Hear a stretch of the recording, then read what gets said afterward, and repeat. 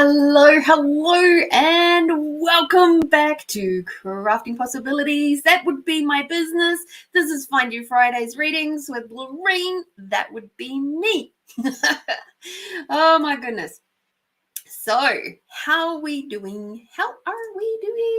Let's just get some of this little backgroundy stuff done. A little bit of these little administration-y things done so that we can focus and have a beautiful evening. I think my chair is sitting a little bit far out. That's okay. There we go. That's better. Alrighty. Happy days. So, oh bugger. The thing that I wanted to tell you guys about has gone.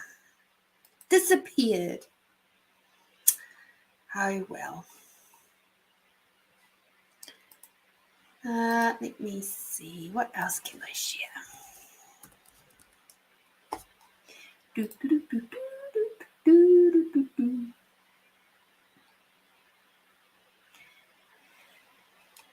Okie dokie.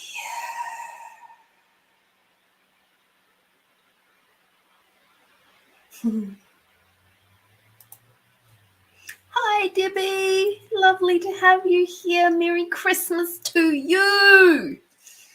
Merry Christmas. You beautiful Kiwi land Christmas. You lucky duck. Oh,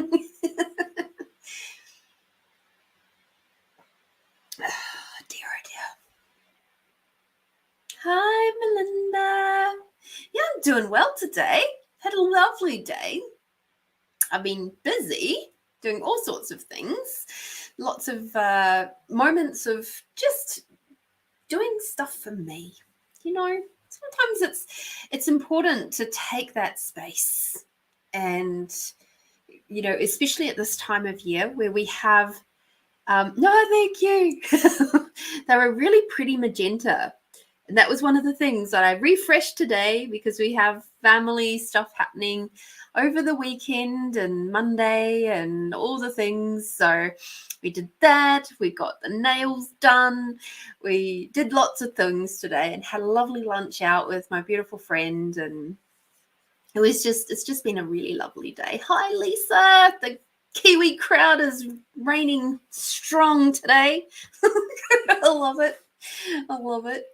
I can't remember how to say, like, if there's a Māori way of saying Merry Christmas. I can't remember. I've been out of the country too long, unfortunately. It will be, next year, it will be in February, 5 years since I've been back to New Zealand. Shock horror. Wonder why that happened. But I love it that I still have you guys and a couple of other people over in New Zealand that still love to chat to me, tell me about New Zealandish stuff. And it's really neat. So, yeah, if either of you can remember how to say, like, Merry Christmas in Māori, I'd love to hear that. That would be awesome. So I was just having a quick look about what season we're in. Of course, happy solstice for us in the southern hemisphere. It's summer solstice was yesterday, and also for the northern hemispheres it's the winter solstice. So they had their shortest day, we had our longest day. I don't know about you guys, but certainly our summer has not been a summer yet. So I don't even feel like saying happy solstice is the right thing. So yes, so anyway, for December 21st, 22nd, we have the sun enters Capricorn. So we are focusing on goals and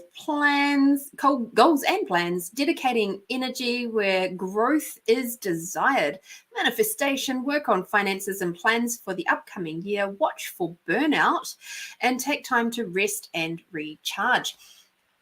So that's sort of a little bit of a heads up of what to work on at the minute.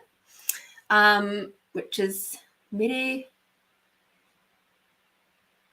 Kerihimete. Mere Kere hemete. Hemete. Kere hemete. Does that sound okay? Like I see, my mouth is not working as well as it used to. So thank you, Lisa, for that. None of the people over here would understand that, so it's all good.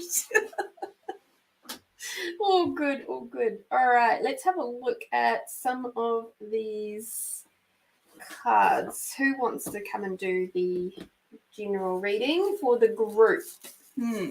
Let's see. Ooh, and a week coming up, not only do we have the exciting thing of having Christmas, yay for some people, we also have a lovely big full moon happening on the 27th. So that's Wednesday. So for some people who don't get the holidays and are having to go back to work, like me, for a couple of days, happy times, grin. You can put your lack of energy, blame it on Christmas if you like. Oh, okay. Well, we're going traditional. We're going traditional. We're going for the good old favourites. So that's pretty cool. I've still got my rolling R's, which is nice. Okay, so let's have a look at the general reading for the collective, for the group, for the Find You Fridays viewers. And thank you so much for joining me tonight. It was so good to have a little rest last week, and I appreciate your patience with that. And it was a bit of a rough week for me and then for Alex, and so it was just, there was too much going on energetically, and so it was just time to have a bit of a rest. And yeah, so I appreciate it. So I'm back bouncy as ever. Been on a big hoard and squalor job this week, which has been really neat. So that's given me a boost to my energy levels too, and yeah, I love doing that sort of work. I really do. And I can see all of the skills from all the past jobs, my people skills, all of the things, how they all sort of interweave really beautifully. And I'm going to tell you a little story in a little bit, and it has something to do with what's sitting behind me now. So this is so cool. All right, so let's have a look at this collective reading. The cards are now warmed up for the 23rd through to the 29th of December. Oh my goodness. Can you even believe it? Tomorrow is a fun number, 23, 10, 23. 23, 12. Where did I get 10 from? 23, 12, 23. So there's some nice numerology in there for sure.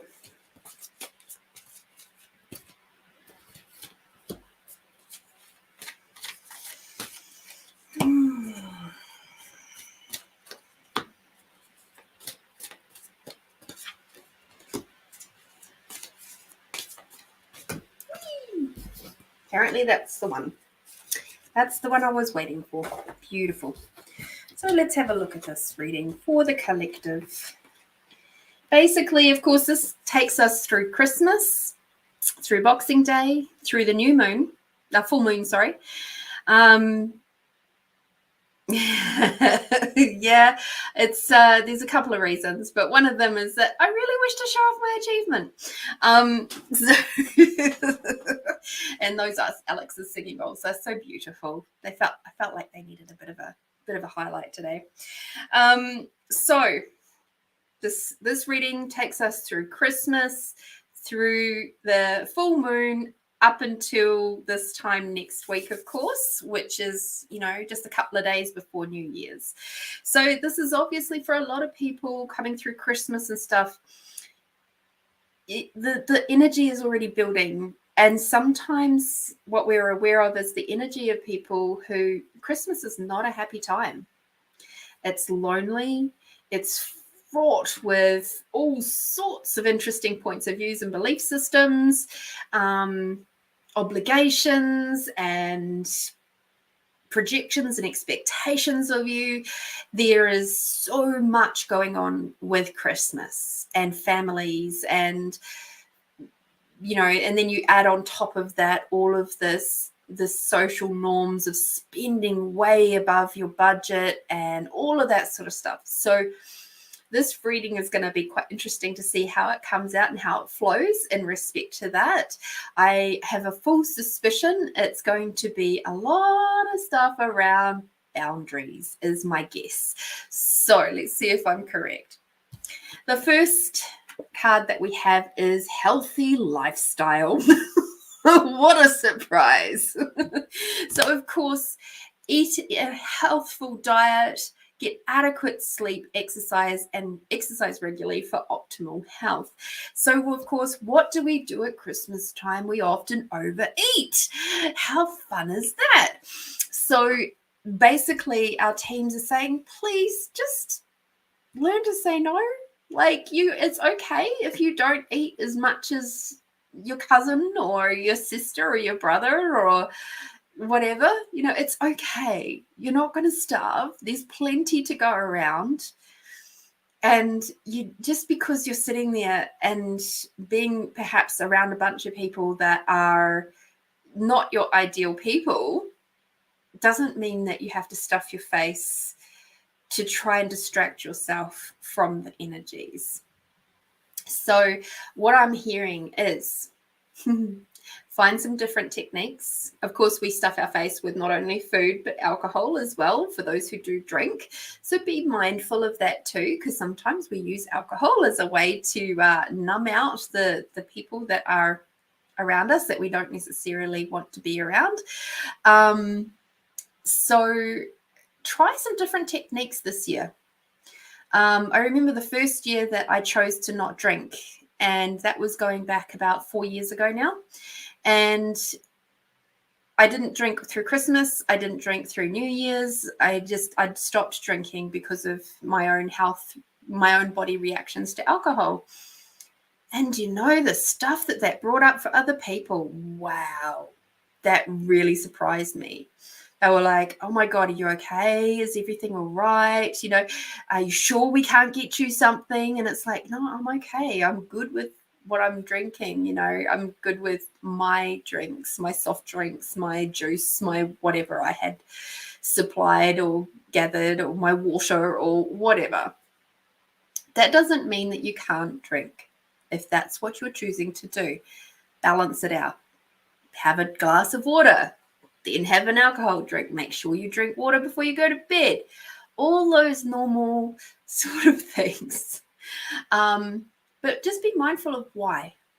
Why are you drinking X amount? Why are you eating X amount? What are you hiding from?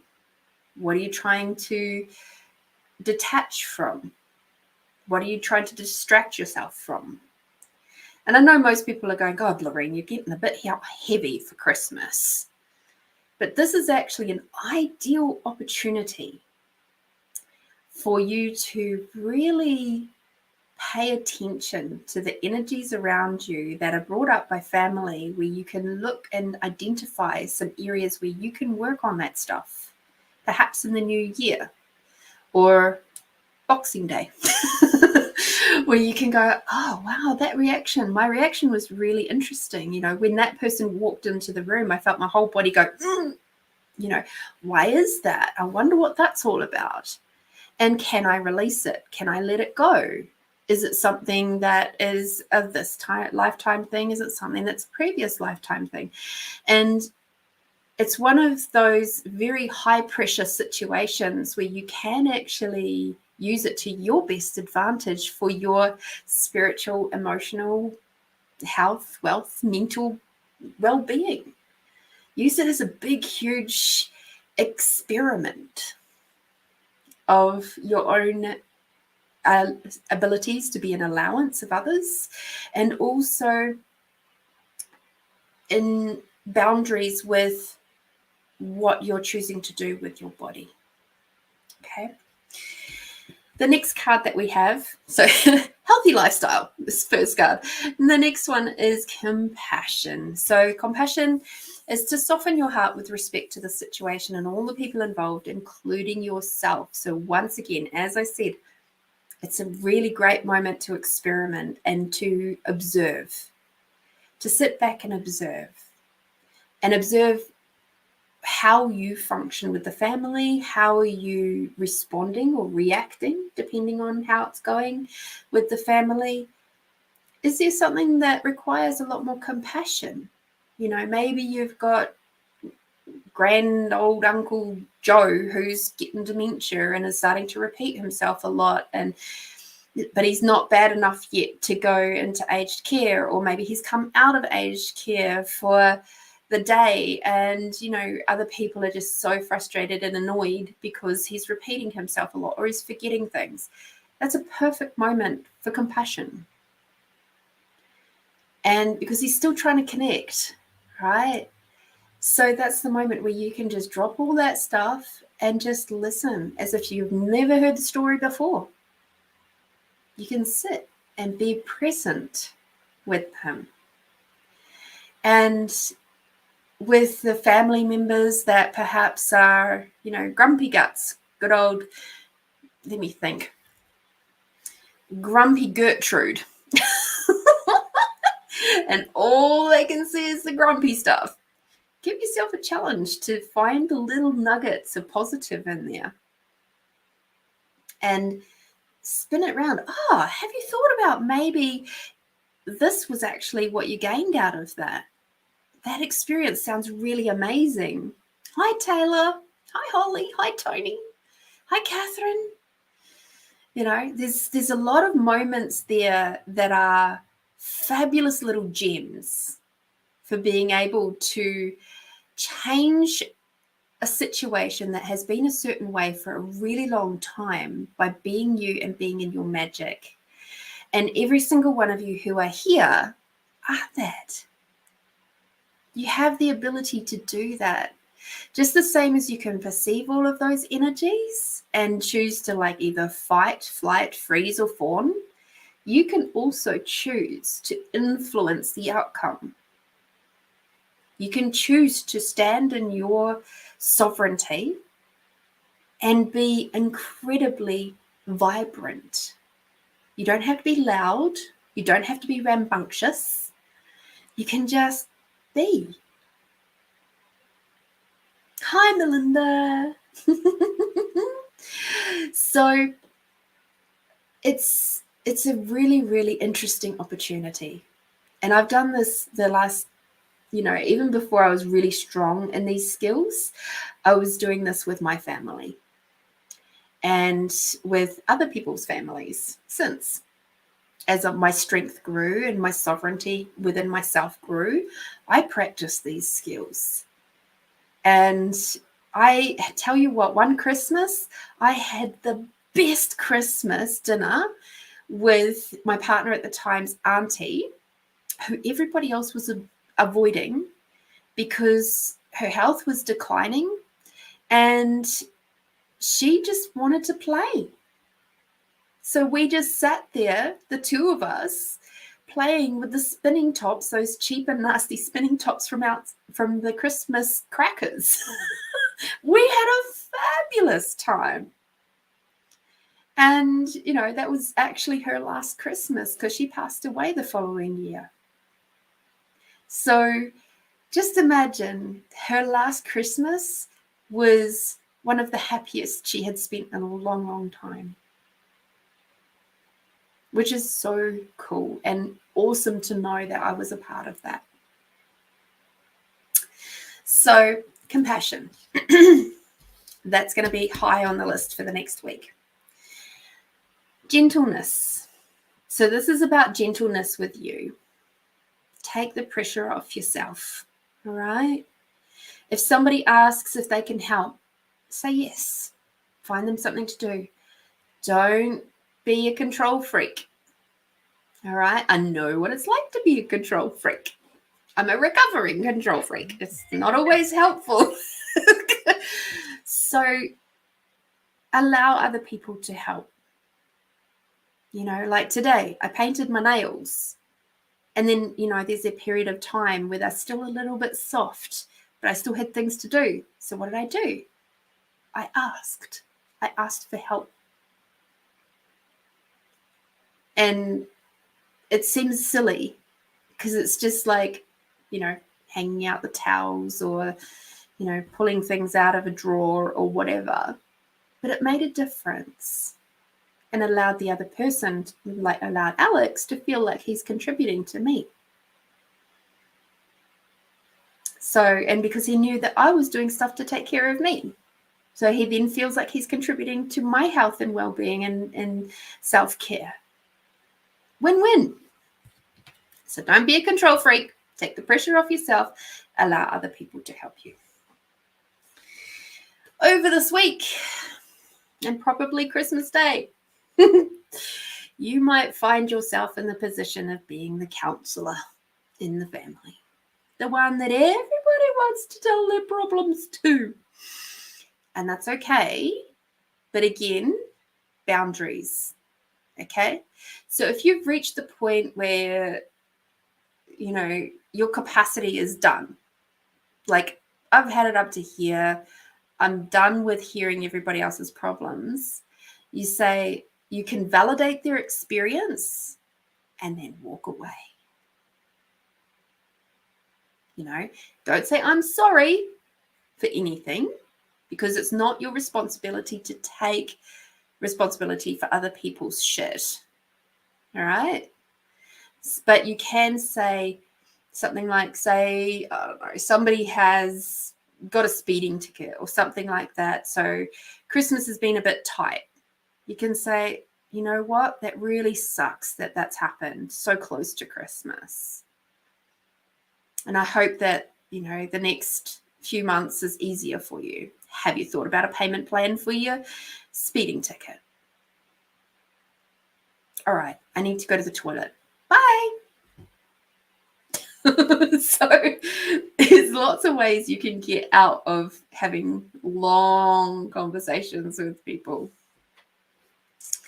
So be aware of your energy levels. Be aware of where people are pulling your energy away from you. And try to be around more of the people who are you just enjoy being with. Where you can bounce off them and have a good time. Try to find more of those people. All right. Now, of course, as I read out earlier around the whole Capricorn, the sun entering Capricorn, all right, with the goals and plans and dedicating your energy on your desired manifestations and finances and plans and blah, blah, blah, blah, blah, blah, all of that. The last card that we've got is passion. So what are you passionate about? What are your focuses for the year to come? Do a little bit of a year review. I think we'll actually touch more on that next week, but this is more about planning for the year to come. What are your passions? And if you've got none, if I was to say to you, what are you passionate about? And you go, nothing. Time to change that, because everything in your team, with the universe, with it being the season that it is supporting you in discovering what your passions are and developing them. So be aware of all these wonderful ideas flowing in and around and through you, because that's probably something to do with your passions. And this portal has been opened for us from yesterday onwards. Okay. Okie dokie. Hi, Julie. I've used it. I need to go to the toilet one before. Oh yeah. Yeah. You can't argue with people when they say they need to go to the toilet. It's like, oh no. And if the older you get, it's even easier, because it's like, dude, I've got light bladder leakage. I need to go now. You don't have to have light bladder leakage, and don't wish it on yourself, but that's one of the cool things. Oh, Tony, that's wonderful that you already know what you're passionate about. That's amazing. Cool. And for this week, from our yummy card deck, we have open-hearted. All right. So whatever is coming along this week and wherever we're sitting with stuff, stay in your heart. Pick up here. Don't go into your ego. Don't go into your past bullshit. And he said, she said, blah, blah, blah, blah, blah, blah, blah. Stay in your heart. Stay in your awareness. Ask those awareness questions of like, truth, what will it create if I do this? Truth, what will it create if I don't do this? And choose the one that is lightest, the most expansive for you. And you will have a much easier time over this next week. I know it's not going to be, it's going to have a lot of moments there that might challenge you if you are going to be around family. And if you're on your own, I can tell you right now, my happiest, most bestest Christmases have been the ones where two of them where I have actually spent it by myself. And the reason why they were the bestest ones is because I made them special for me. So I got my favorite foods all prepared. I got dressed up just for me. I had a sleep-in, and if I happened to receive any gifts from, in those years I had a couple of gifts from the clients that I had at the time, I saved them.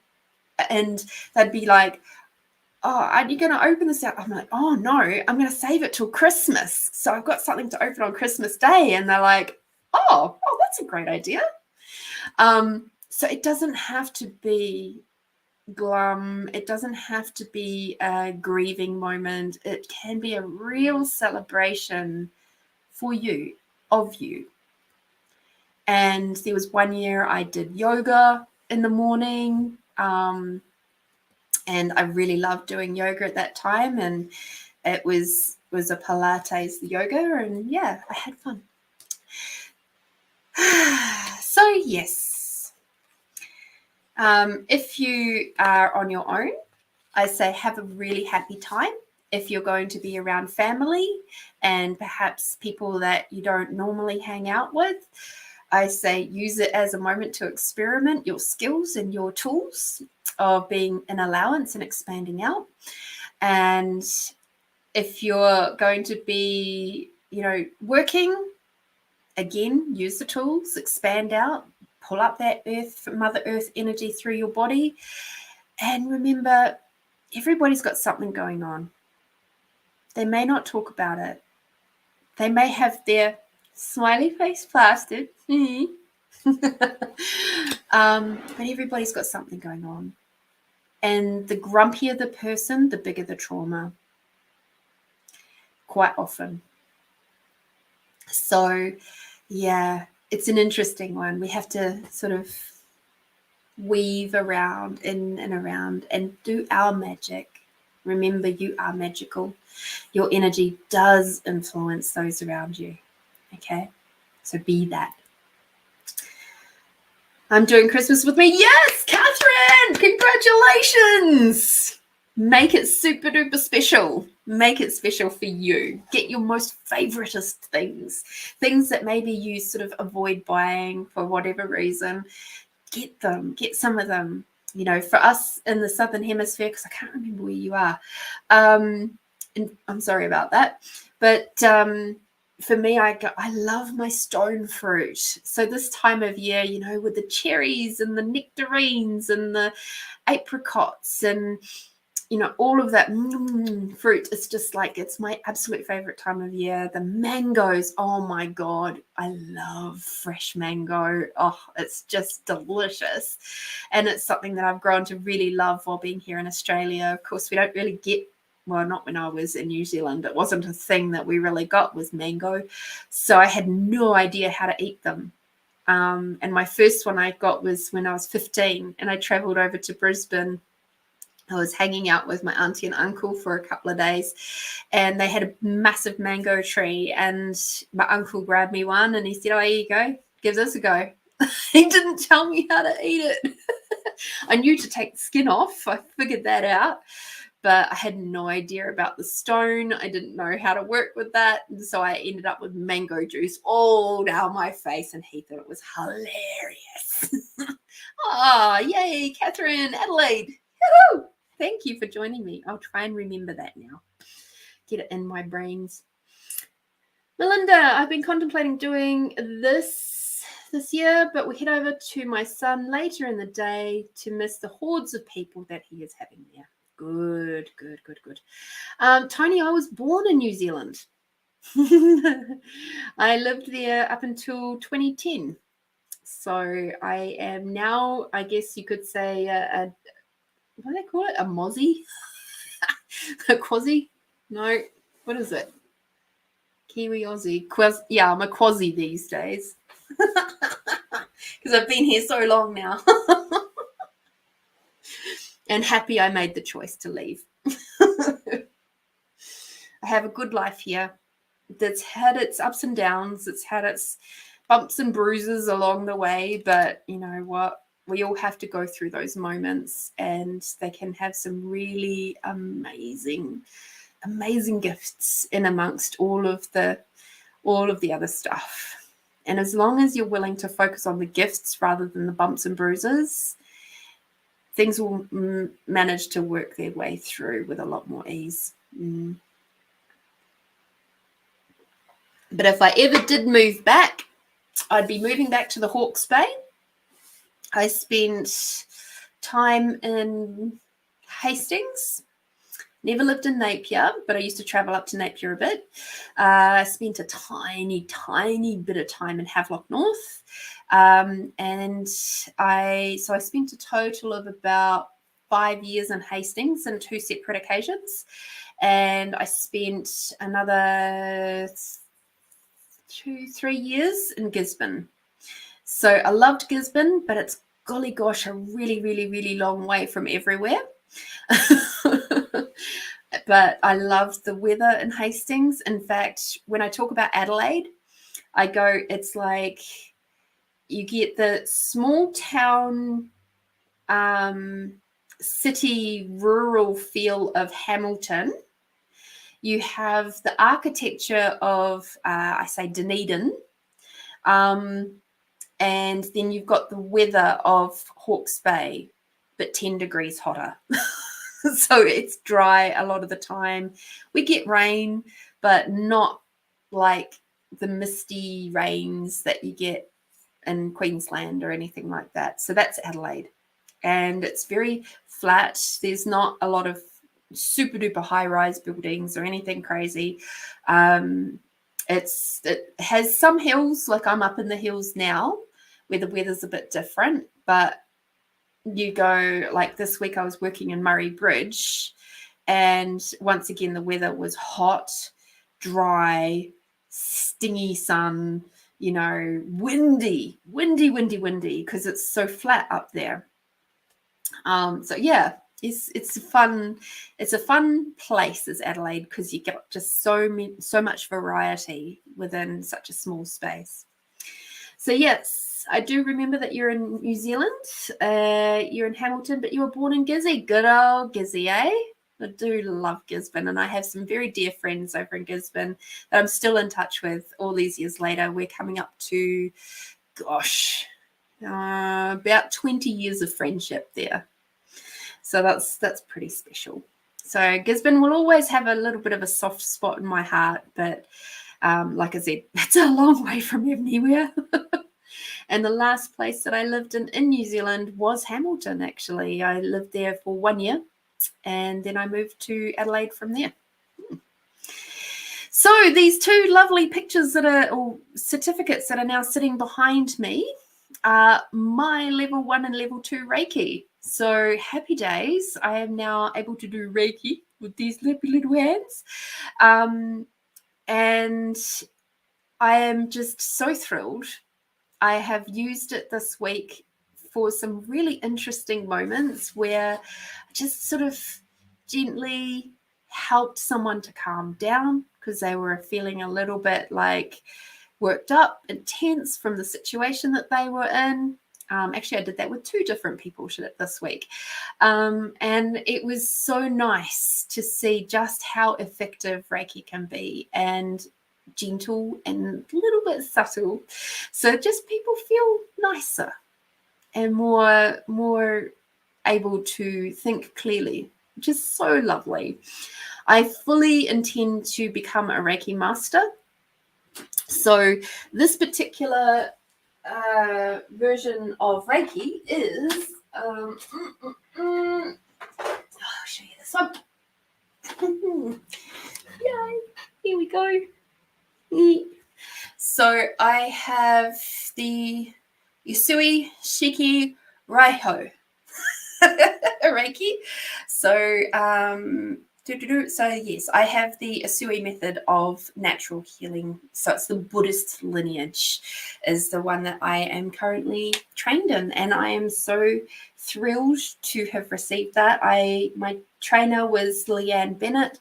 She is absolutely incredible. She has been doing Reiki since 1986, and she was also Alex's trainer, and she's just absolutely beautiful. And we did some really cool stuff, especially with the level 2s. Oh, amazing. So I'm going to tell you a little bit of I'm going to give you a little bit of a heads up for you beautiful people in Find You Fridays. So coming up into the new year, very early on in the new year, I'm going to release a few spots over the first couple of months where you'll be able to, for a very, very small amount of money, book in a session and receive some distance Reiki from me. I require the practice, but also it's just fun to play. And so I'm looking forward to doing that over the next, so January, February, I will be doing that, and I will let you guys know first because you are my most special people. So if you're not in the Find You Fridays community group, I would highly recommend that you hop in there, become a member, and then you'll be the first to know when I offer those sessions. So I will be doing all the background administration, setting up work and stuff for that before the end of this month. So there we go. First for you guys. So I'm looking forward to playing. And with Reiki, with our level 2s, for those of you who don't know Reiki very well or haven't experienced much Reiki, so I have the ability now to send Reiki over distance, but also with that, we can get some really jolly, interesting information and information about past lives. We can get specific information about any of your bodily complaints, things that are coming up, maybe that you're struggling with your body, and aches and pains and discomforts and things like that. We can even emotional stuff, that can be something. So when I did my training, we did a really awesome exercise where you take yourself and you think about yourself, and then you pop yourself into like a proxy thing. We used the little teddy bears. It was really cool. I didn't really have anything with my body that I was particularly worried about because I'm awesome. But what I did do is I actually worked with Alex's dog, Buddy. Him and I have had a bit of a rocky relationship, and he's very protective. It's his dog breed, but also we just kind of figured there was something else going on, but we couldn't quite figure out what it was. So I asked. And it turns out we have had him and I, so this is an embodiment of him being an animal. He's previously been human. And in the interactions that we've had, we've been on opposing sides of like tribal war. And the last lifetime we were together was in the area of like the Mongolian area of the world. And I was not very nice. In fact, I jammed up the door to his family's yurt, and I burnt the yurt down with his wife and 2 children inside. So you can imagine if he's got that as his last remembered memory of working on and being around my energy, my spirit energy, bearing in mind, as beings, we have done and been pretty much anything and everything. Okay. So it was kind of like, oh gosh, in my current life, I could never imagine jamming people up in the house and in their home and burning it to the ground and killing them. Like, Jesus Christ. But for him, that's where he was kept getting triggered. Poor little bugger. Thank you, Melinda. And so I would walk in on some days, and sometimes I'm a bit more in my, I notice when I'm more in my masculine energy, it really used to trigger him, used to activate him a lot, and he would bark at me and it'd be like, seeming like he wanted to attack me, and it's like, get away from my dad, you know, because of course to him, I was going to kill his family, which meant Alex, and by default him. So it was a little bit of self-preservation going on there, right? So then I was able to ask his higher self, or our higher selves, as this case may be, what can we do to fix this? Can we do anything to fix this? What is required here? And so there was multiple things that I had to do to be able to heal this relationship with Buddy. It's still a work in progress, but for the first time ever, and I've been living up here 5 months now, he actually knelt down this morning for a pat. He wanted a pat from me this morning. And Alex wasn't around. Alex was still in bed. Massive, massive step forward. So, yeah, don't take it for granted. But this is the beauty of doing Reiki. You can get a lot of information, and you don't even have to have a speaking person, right? So we've done a lot of work with Alex. Has been Reikiing with him. He's been talking with him. He's been sending him telepathic messages. He's been working really diligently almost every single day to go, look, she's not the enemy. She's loving you. She's feeding you. She's doing all these things for you. She's cleaning up after you. She's doing so much. You know, can you just like chill out? Let her love you. She's here for you. So yeah, Reiki is amazing. It's amazing. So we shall keep working towards having that gentleness of our relationship, but like he's getting there. He's getting there. And with that information, it gave me a lot of insight as well to figure out that my approach with him has to be very, very soft, gentle, and compassionate. I have to. Even though his barking is so fucking irritating. It's like, So, yeah. Yeah, one step at a time. One step at a time. So, yeah. How much is the community group? Nothing. It's free. So yeah, Reiki. So good. Righty ho. So I did hear some ding dongs. I see that Catherine, thank you so much, and Melinda. So we got Melinda, I think you came through first, then Catherine, and then Taylor. So thank you, ladies. I appreciate you very, very much. Make sure I've got them in the correct order. Yes.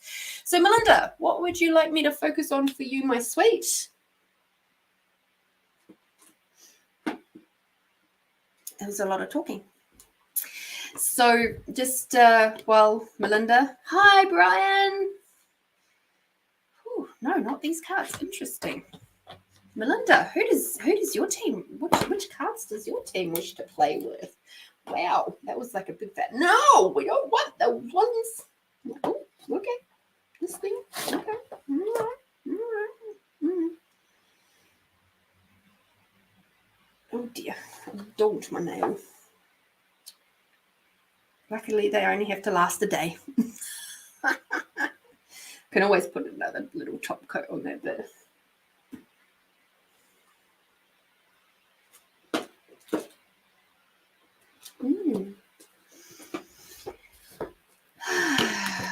Okay, so besides the group reading, which you know a lot of that was relevant for you too, let us have a look.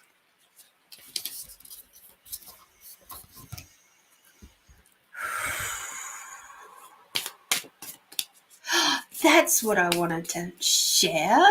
I just remembered. Thank you.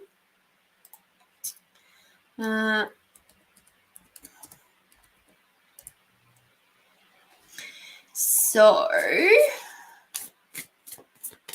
while I shake and shuffle this one. Cool. So, this beautiful, beautiful woman, she is Melinda's sister. And she has a gotcha. A beautiful set of sprays that just covers all sorts of things. So she's based here in Adelaide, and the company is called Violet Vibrations, and they are absolutely lovely, lovely, lovely. Alex has been using them for absolutely donkey's years, and I have been very lucky to have been gifted a couple. Thank you to Melinda. And that's how we found out that Alex loves them.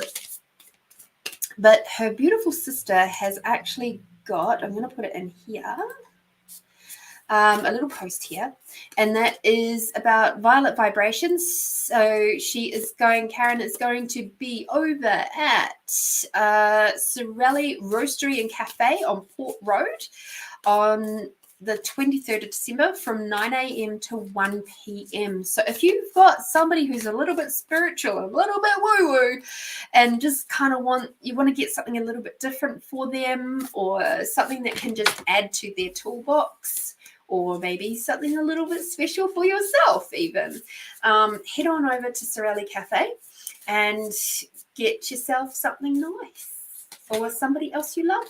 Something really nice. I know that they are fabulous for all sorts of situations. One of my favorites is the one that has the Palo Santo essences in it, or oils in it. Oh, that's my absolute favorite. But yeah, we've got 3 or 4 of them here, which is really neat. All right, Melinda.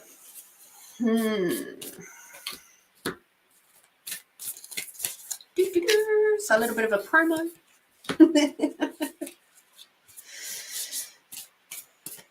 Happy to promote people who have a heart-centered space and a heart-centered business, you know. Happy, happy, happy. Let me check out and see which one of these cards which wanted to come out for you. Oh boy, do I have some really interesting stories to tell you about spiders. But I'll tell you that after Melinda's reading.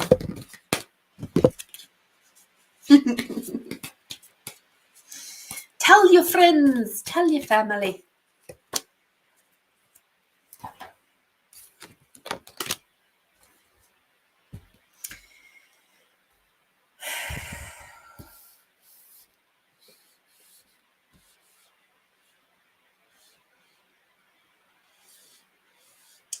Wow.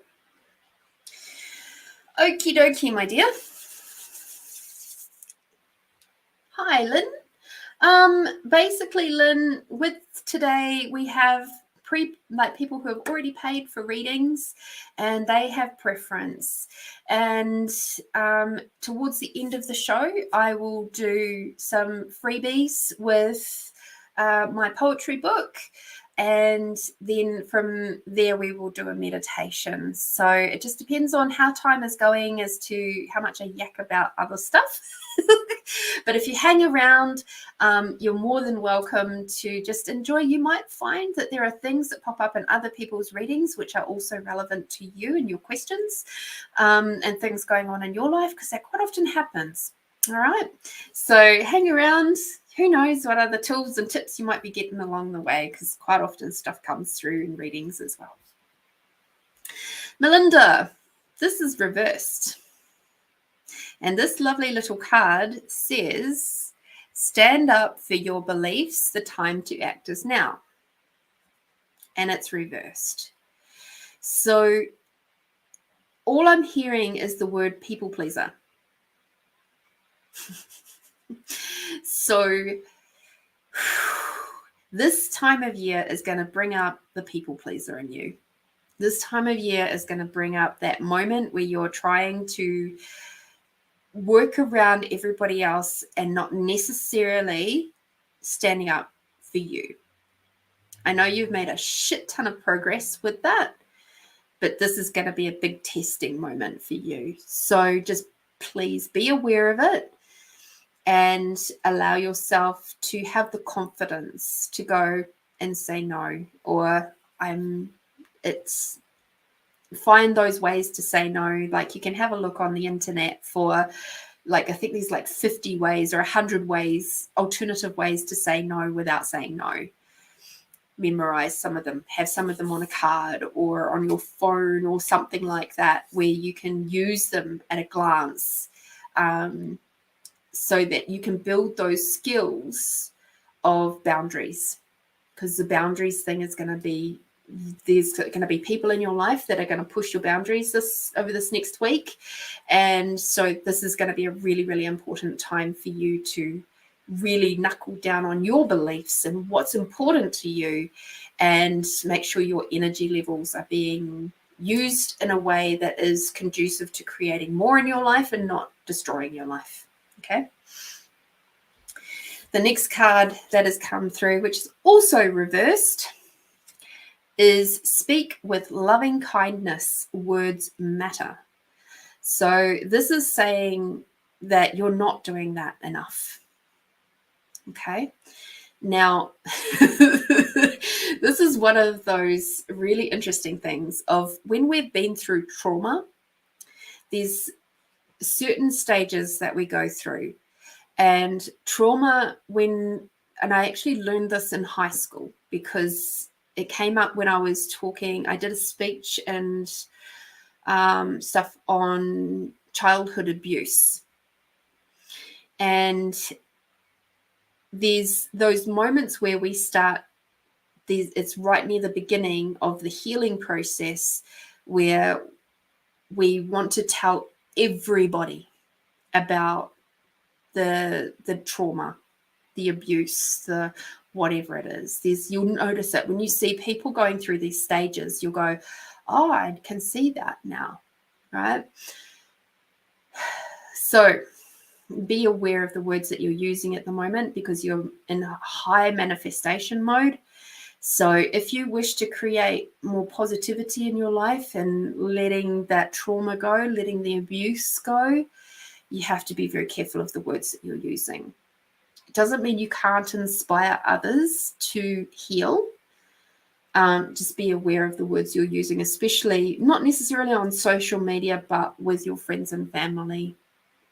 Okay, there's some, they're asking you to be more mindful with your words so that you can be speaking with kindness. Kindness doesn't mean that you're condoning abuse in any way, shape, or form. It's about being kind with you and kind with your words so that you're creating more. My ears just started ringing, so thanks, team. Funnily enough, the next card that's right way up is called Create Family Balance. Gotta love it. The ties that bind also free.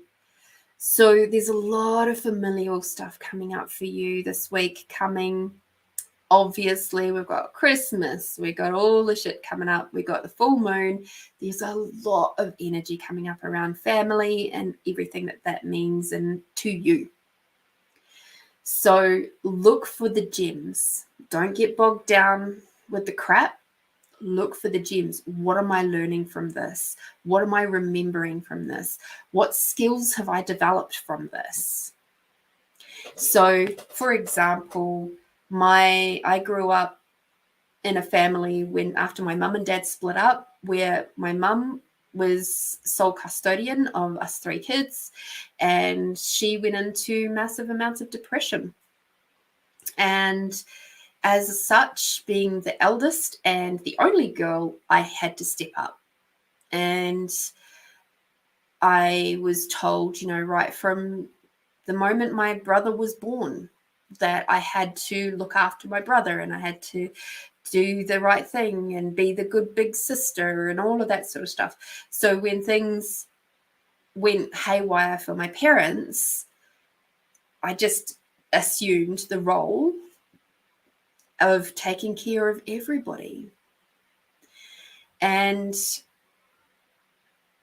for a long time, I became quite resentful of that, because it was like I just was falling into that role of like being the mother to everybody around me, whether they liked it or not. There was a lot of resistance from my cousins because they're like, I've already got a mother. I don't need another one. You don't need to tell me what to do. I've already got a mum.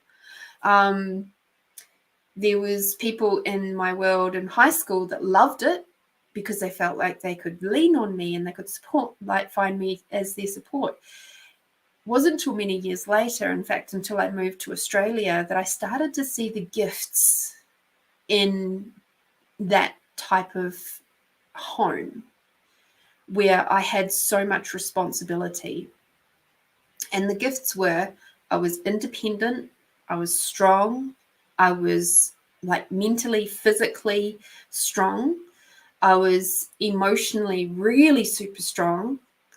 I had a very high emotional quotient because I was super aware of the emotional state of my mum especially. And I was damn sure I was going to be making sure she was not angry with us, because I don't like anger. I don't like being around anger. I don't do anger very well, right? So I was hypersensitive to that and still am in a lot of ways. But what that did was made my emotional quotient go up. So now I can be really aware of my co-workers where their energy levels are dropping. I can be really aware of my partner. I can be really aware of my friends, and even energetically, I can be aware of my friends and go, they've been popping into my mind a bit. I wonder what's going on with them. Not to assume anything's wrong, because it could be something that's really good, that's sending out a nice little like, ba-ba-ba-boom, But there's a lot of gifts. Even in the trauma, there are gifts. So have a look in those moments where you're going and starting to get into that, like the turmoil of and processing through all of that stuff, the abuse, the trauma, that you can actually look at that and go, okay, but what have I learned? What strengths have I gained because I've been through this experience?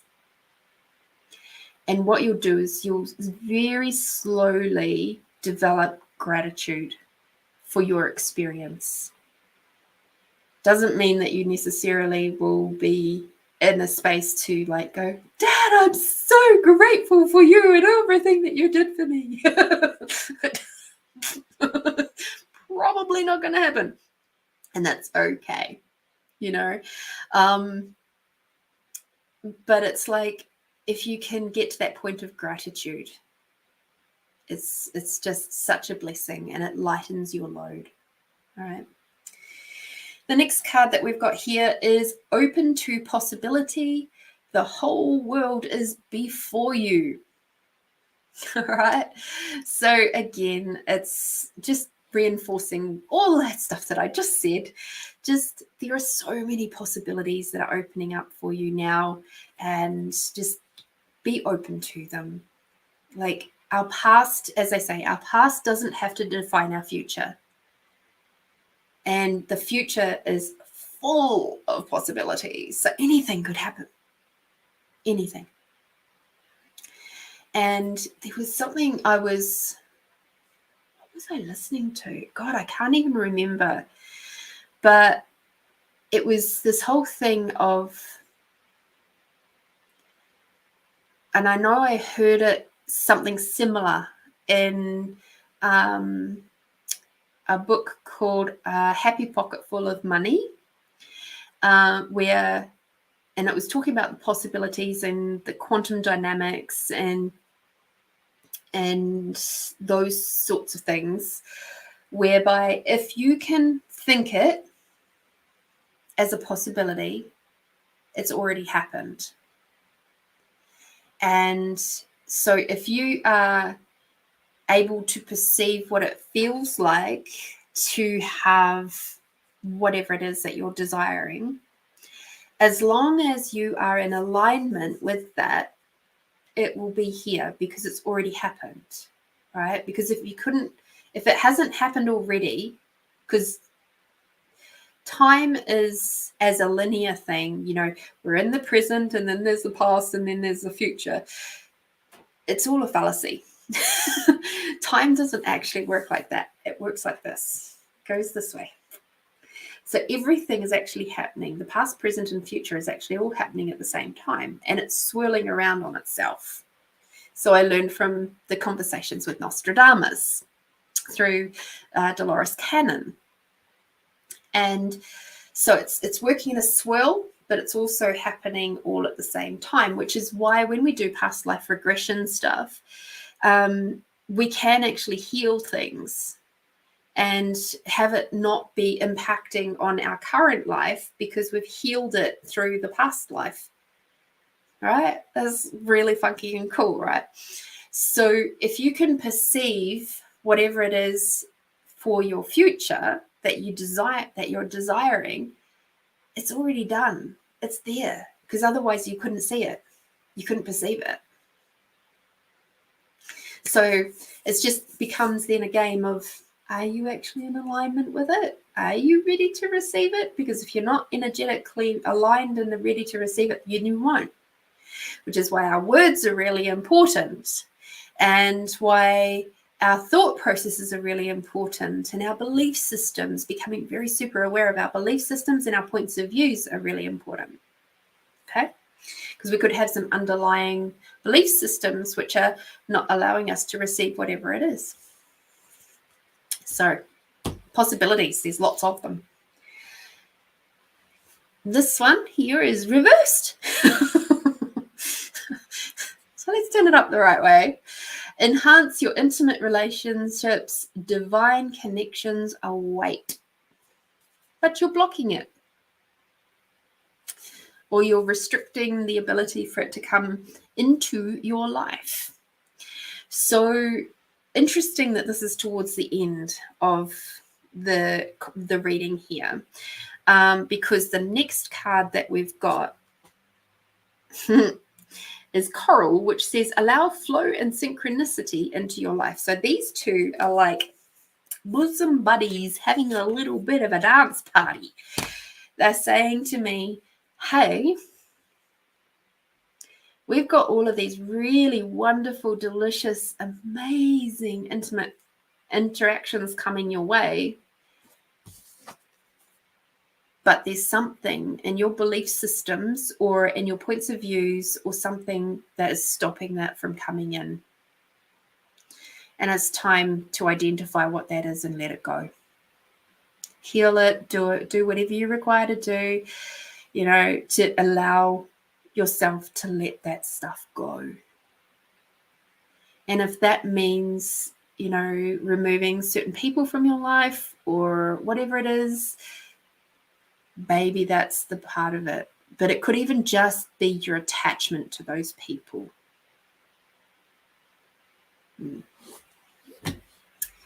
So yes, flow and synchronicity. When we're in the flow, things happen easy, with more ease, I should say. Not always easy, but with more ease.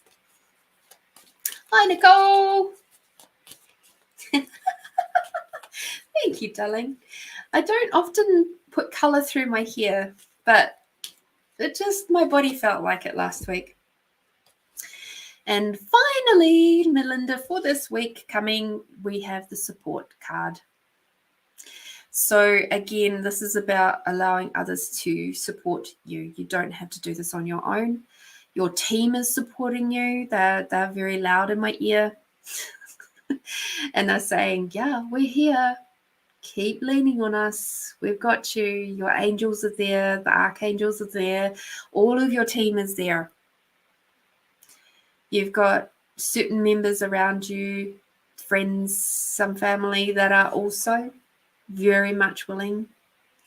And you just allow yourself to receive that support, okay? All righty, Melinda, thank you for your donation. I am so grateful. You're helping to keep Find You Fridays running.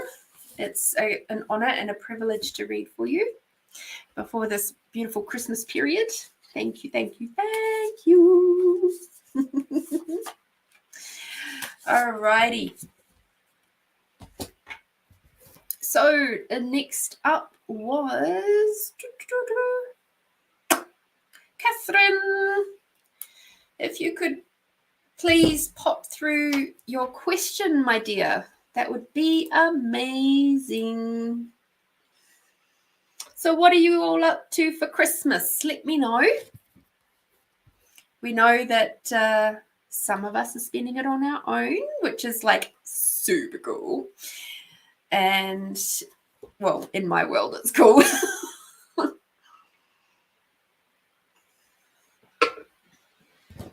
Because you make it cool. And some of us are going to be spending family time.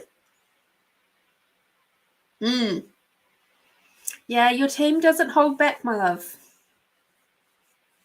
And that's the beauty of working with your team and having our relationship that we do now. It's like, blah, blah, blah. Oh, dear. Catherine, thank you. Okay, we'll try. We'll have a look and see. Taylor, you're in Naraku spending Christmas at your boyfriend's. Beautiful. I hope you two make it super special. Get those special things, the special food for just you guys, and really make it a really lovely, special day for you two. And enjoy. Just enjoy the day. And and again for you, Brian, maybe it's time to start. It's not dishonoring of your beautiful, beautiful wife. Why not, perhaps this year could be the first year you do something really special for her, as if she's still there with you. Because she is. She's around you. You know that. That's why you miss her so much. So perhaps, get some of her favorite foods and have them with you. When I went to Bali, there was this really beautiful thing that they do. They have all of these like little altars out the front of their house. And they have things like their incense burning, and they might have some fruit or things like that are as offerings to their ancestors that have passed over. And it was just so lovely to see that they do that all year round. Like, I was there in April. So they do it all year round, and certain times of the year they do more. But yeah, it was just incredible to see the honoring that the Balinese people have for their ancestors and their loved ones that have passed. And perhaps you can bring that into what you do now, because I know you have your son And, maybe it would be lovely for him to feel the energy of his mum around too. So just a thought. And if you don't want to do that, that's okay too. You do what works for you, Brian.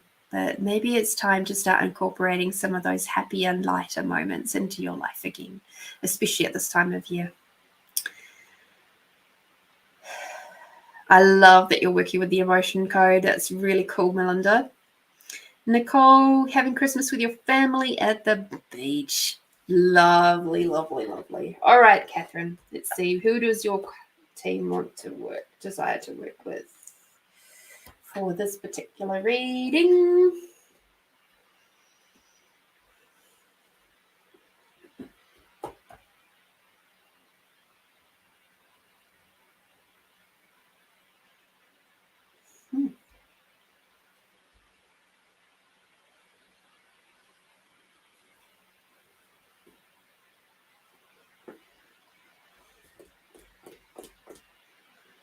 Okay. I'll be right back. In the meantime, check out this.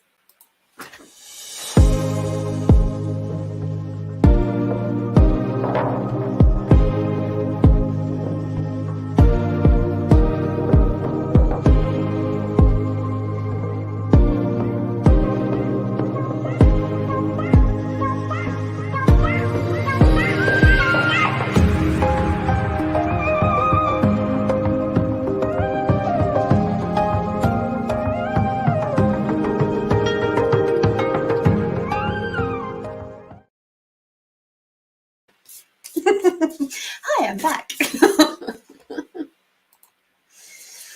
Alrighty.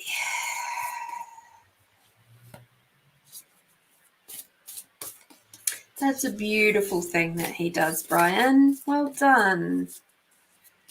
Yeah, Julie, that's a lovely suggestion.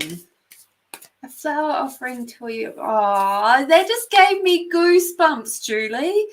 Oh, I love that. That's a beautiful honoring way to honor Brian's wife. Oh, Catherine. All right.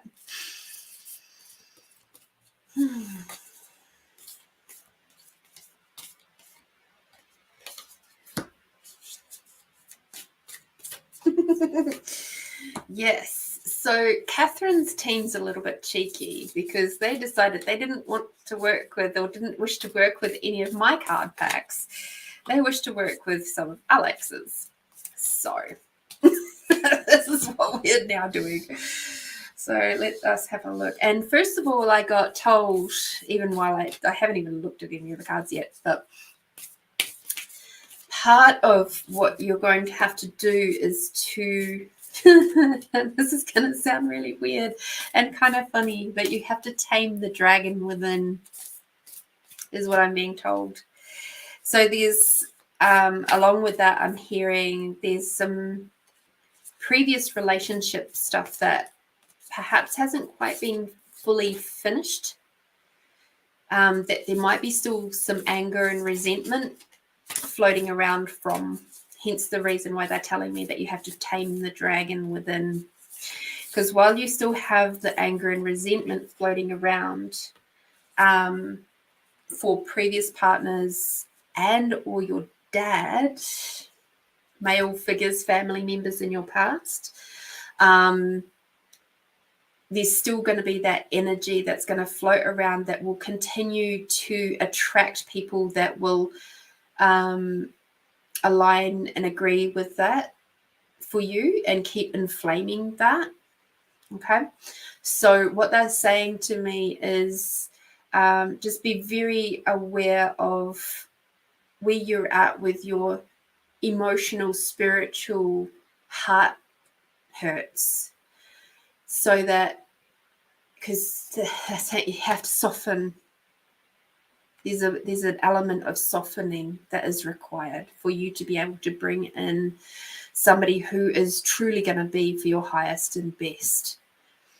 Because the thing is, our partners will come in they come in to reflect the parts of us that, both the good and the bad parts of us. So the parts that have already grown, developed, and are doing awesome, but they'll also niggle and poke the stick at the parts of us that are not, that haven't healed yet, that are still requiring a little bit of work. And if we're still in that space of anger and resentment, even though it might feel like we've done all the work, but your team's saying, hey, you know, there's still a little bit more in there. Like, I'm getting a lot of chest bubbles. So that tells me there's still some energetic work to be done. All right. So the card deck, and we say a big, big thank you to Alex for having so many lovely decks to play with that he has given us Find Your Fridays crew permission to use when it comes up, when your teams say to me, yes, we want to play with those things. So we've got the Universal Dragon Oracle. So hence the reason why they're saying, you have to tame the dragon within, and we're going to show you. All right. So I haven't played with these cards before.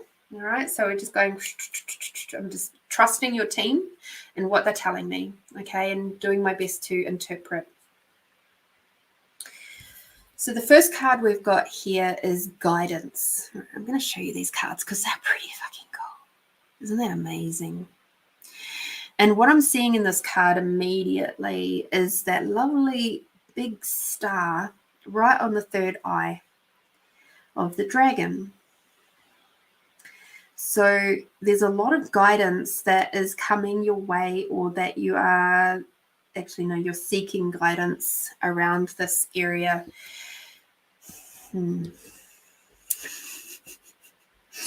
So when I'm being told to tell you this story. Cool.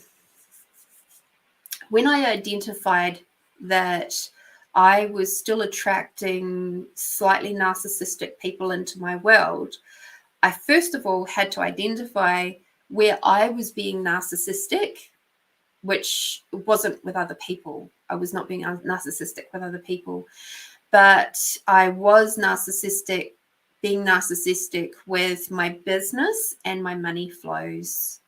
And I was like, well, that's not okay. And I very promptly apologized to both of those aspects of my life. And then I was like, right. And I made the demand of me to heal, to sort out, to get rid of that narcissism out of my life, no matter what. And 2 days later, I ended up signing up for a course that cost me $5,000. And it completely changed my life. But it was dealing with a lot of the old hurts, traumas, pains, resentments, griefs, and rebuilding of those previous people in my life, not only past partners, because I took it that step further and I went through workmates and businesses and rejection letters from landlords or rental agencies and friends, and I did a big massive clean out, and it certainly helped me develop a lot of what I do now when I do sessions with people, in changing how they interact energetically with people of their desired opposite sex. And I say desired because it's it could be same sex, it could be opposite, whatever floats your boat, and to the next most ideal partner. So that might be something that is relevant for you, Catherine. There's obviously some stuff that is requiring to be healed.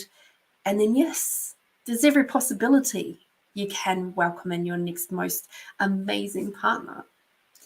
There's some work that has to be done, some guidance, some some work. Okay. With that, you are in emergence at the moment. So you are emerging from the deep, dark depths of grief and pain and trauma. And trauma doesn't have to be stuff like you've had massive amounts of abuse, physical abuse, and that sort of thing. Trauma can be very subtle. And when it comes to relationships, it can even be a previous point of view from your family. So, for example, there was a point of view and a belief system in my family with the women in my family that you had to do everything for yourself. If you wanted it done properly, you had to do it yourself, right? And what that point of view and belief system that was then imprinted on me meant is that I was not willing then to receive any men who could then come in and support and nurture me. Because if I wanted something done, or if I wanted something done properly, I had to do it myself, which included nurturing and nourishing me. So that was one of my belief systems that came up, which was actually a trauma thing for me. I don't know if this is relevant to you. It might be. Okay. So when we talk trauma, there's many different spectrums of that. The lovely little bell curve of spectrums of trauma. And trauma can include belief systems and points of views that you've picked up from your parents or, your support structure from when you were little. You are starting to emerge from that now, and it is time to continue to be open and aware and look at what belief systems are sitting there that are preventing you from receiving your most delicious next partner. Hi, Tina. Hi, Shannon. The next card that we've got here is boundaries. And so what I'm seeing with this one is it's that people pleaser thing coming out again. All right. So people pleasers often don't have a lot of boundaries. And there's, because we're so busy trying to make sure that everybody else is okay, that we don't create the boundaries for ourselves to know when enough's enough, to know when what somebody is doing is being a bully or narcissistic or a gaslighter or anything like that, because we just try to keep everybody happy, right? It doesn't matter what they're doing to us. Try to keep the jailer happy. And if we have boundaries, it's like, no, because then that might make them unhappy and I don't want them to be unhappy with me. One of the most attractive things that you can be as an empowered woman is to have boundaries, to know how to say no. And that's really hard to learn if you're not there yet. But again, it's about healing the trauma. So then the boundaries are naturally creating themselves and you get more confidence with saying no and being within that container of going, actually, no, that doesn't work for me. And, maybe you have to pause and think about how to word it so that it doesn't feel hurtful or really, and sometimes if people just keep pushing and pushing and pushing, then the NO word does come out. No, that doesn't work for me today, or this week, or this month, or this year. Not that there's much of this year to go left. But yeah, all right. Boundaries.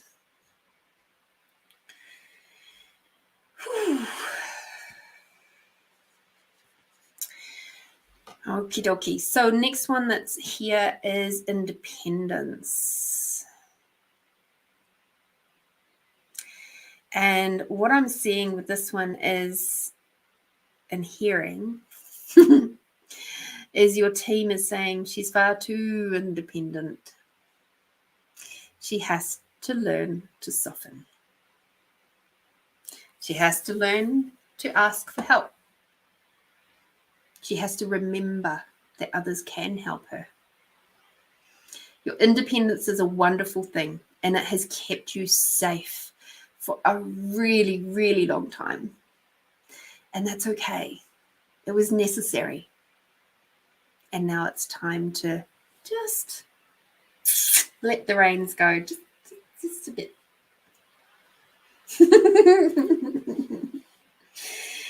So, moving along.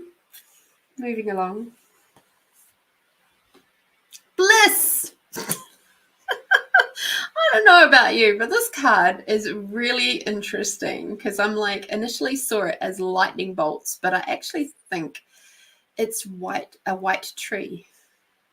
It's white trees coming from the ground. So bliss. Bliss is on its way to you, but I'm also seeing you're going to have to work pretty diligently and be very determined to do the work to receive your bliss. And it's going to feel really horrible sometimes. Like if you look at that beautiful dragon there, it's like it's got its little neck up and it's going, oh, you know. Although it is smiling, I think. If I look at that dragon, it has like a little bit of a... So, I mean, it could be blissfully floating. But it could so easily get caught up on those trees too. So don't get caught amongst the, it's that good old saying, just can't see the forest for the trees. So don't get stuck in the trees. Don't get stuck on the small stuff. See the bigger picture and look for the bliss. Focus on the bliss. Focus on the desired outcome. And that will help you move through those harder parts of your journey with this. The next one we've got for you to have a look at, and to keep moving forward as family. So what I'm hearing is, and what I would also suggest is take some time to have a look at what are the points of views and belief systems that you have been exposed to / taken on in regards to relationships from your family. So I said one of mine before around, if you want something done, you've got to do it yourself. If it's done properly, you have to do it yourself, which is basically saying, men can't do anything for me properly. Another belief system that came through from my family was that, that men are just going to abandon you, that they're not going to be there to support and look after you. So you have to do it yourself. You have to be independent and you have to be strong. And another one that came through, it was a bit more subtle. It wasn't really said straight out. It was more communicated through actions than words, was that men are stupid and pathetic. And that was a really interesting one to identify. And it was, I can see in my later years, and especially on this journey of rediscovering my feminine side, that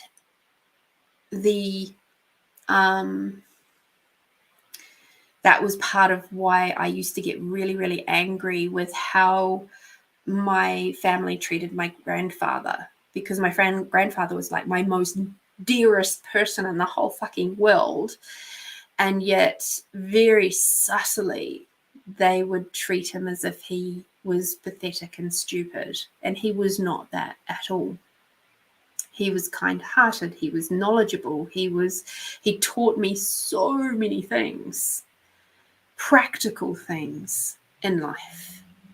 He also taught me how to treat other people in the softer, gentler ways that was often in conflict with how I was seeing the women in my family treat other people. So I kind of had a dual reality going on for a long time. But when the chips were down, the person who stepped up was my granddad, the person who really supported me and helped me be put back together was my granddad, not these other people who said that all men were basic, or implied that men were pathetic and stupid. So that would be one of my sort of home plays for you, would be to sit down and take some time to have a look at what are these subtle and not so subtle belief systems and points of views that you picked up from your family and society, friends, and that sort of thing, that might be sort of putting the kibosh on you being able to receive your most delicious partner. Okay, so let me have a look. There's another card coming out, but which deck is it from? Because I can tell it is here somewhere. Where is it? That one. Okay, cool. Thank you.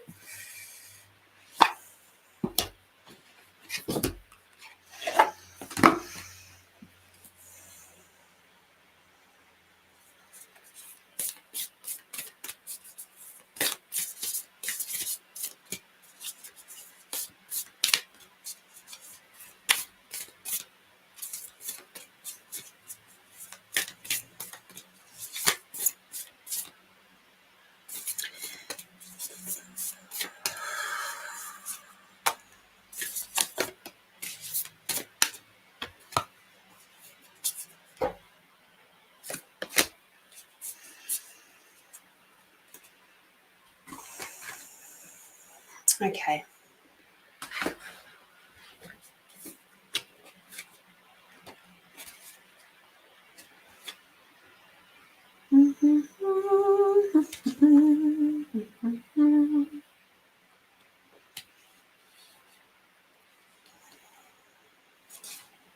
Let me just quickly read this because I haven't had a feeling.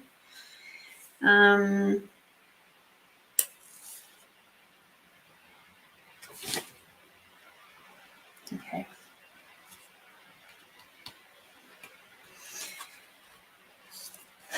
So throughout this process, one of the goddesses that is asking to work with you, if you choose, is Mary of Nazareth, Mother Mary, if you prefer.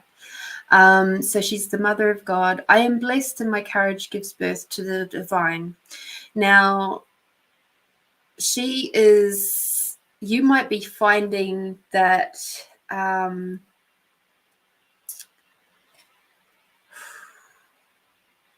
yes, I was just double checking which way it went, because I've worked with Mother Mary and Mary Magdalene both together during my feminine journey, and it wouldn't surprise me if they both wish to work with you too, but at this point in time we're getting Mary of Nazareth, which is the same.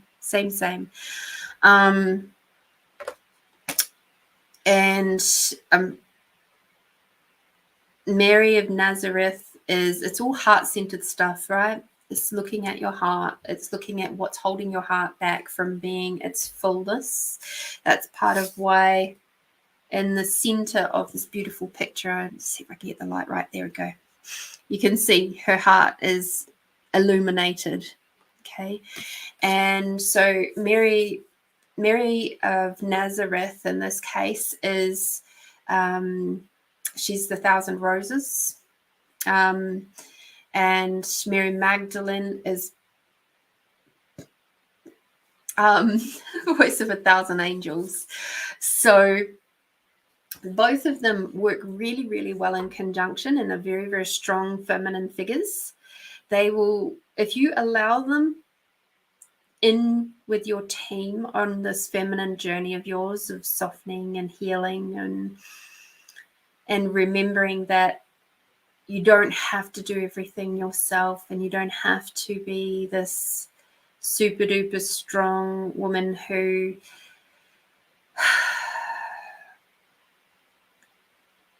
has to fight the world.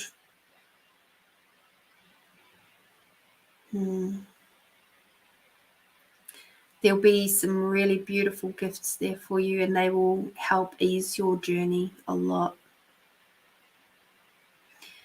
And you can meditate with them. You can ask for, and in this case, Mary of Nazareth or Mother Mary, she doesn't mind which way you call her, for some guidance. Do some meditation with her. You can do some intuitive writing, if you remember what that is. So that's when you're sitting in meditation, but you have like a blank page. Like the A3 sketchbooks are actually brilliant for this because there's no lines. And so you can just allow your hand to flow with the energy of what is coming through, and you can ask them to help you process through the energies as it comes up. And so along with identifying the belief systems that you've picked up from your family and perhaps social circles, the other thing that you can work with is Mary of Nazareth.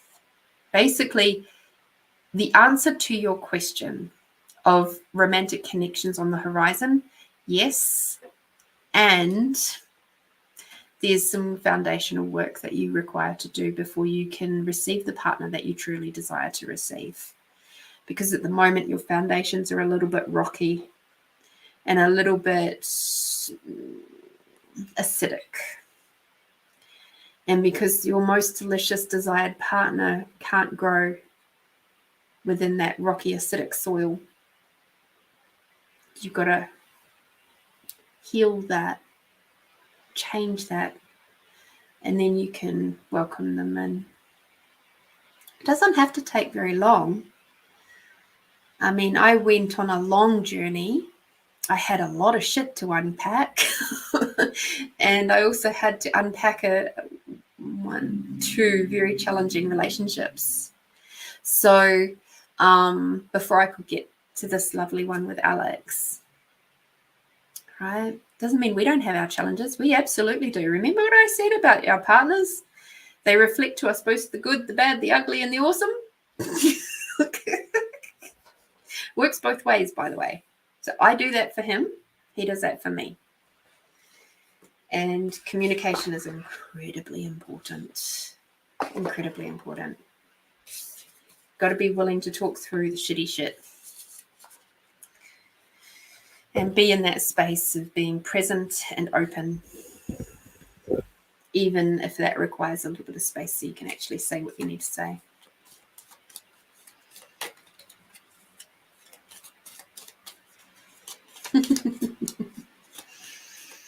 I think this particular reading, Catherine, is landing for a few people, not only just you. So thank you for being willing to do that for others as well. Yes, spiders, I get you. I hear you. Thank you. So you remember this card right at the beginning? We've got the same card at the end. So yes, you're going to have to do some work with somebody else. Whether that be me or someone else, there's somebody out there that is asking or has the skills, the capacity, the knowledge to be able to assist you in healing this part of your journey in your life so that you can welcome in your most delicious next partner. Thank you again, Catherine, for your incredible reading. Thank you for your donation to the Find You Fridays and keeping it running. I am so, so, so grateful for you. It is a pleasure and an honor to read for you today. Merry Christmas to you, Catherine. Thank you. And I hope that helps. I hope it helps. All right.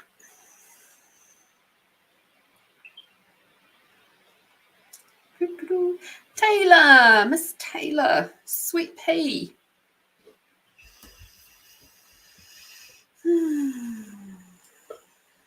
If you could pop your question in the chat, please, that would be amazing.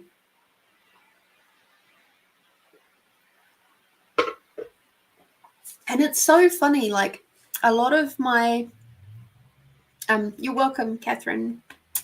A lot of my healing really had to come from the females in my life. It had to, like a lot of people go, oh, the trauma must, if you've got a shitty relationship with a man, you must have had a really bad time with the males in your life and your father and blah, blah, blah, blah, blah. Oh, Taylor, that's a bit big of a question. Do you want to just shrink that one down a little bit? Because that's really, really broad and anything could change. And that's almost like a 1 hour reading to be able to do that one. So I discovered throughout my journey that there was so much I had to heal with the females in my life. And a lot of the anger and the resentment were habits that I'd picked up from the females in my life. And yet there were other things that I was just like, wow, you are an incredible person. Like, for example, this is something both my mother and my grandmother share, is the ability to be so tenacious in following what they are really passionate about.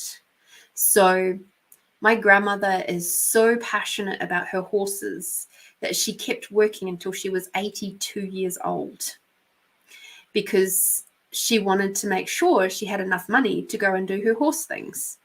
So she's now in her late 80s and she's still riding horses, and she's going on her 5-day horse treks and all these things. Because she's just so passionate. She's tenaciously passionate about horses. My mother, on the other hand, is tenaciously passionate about education.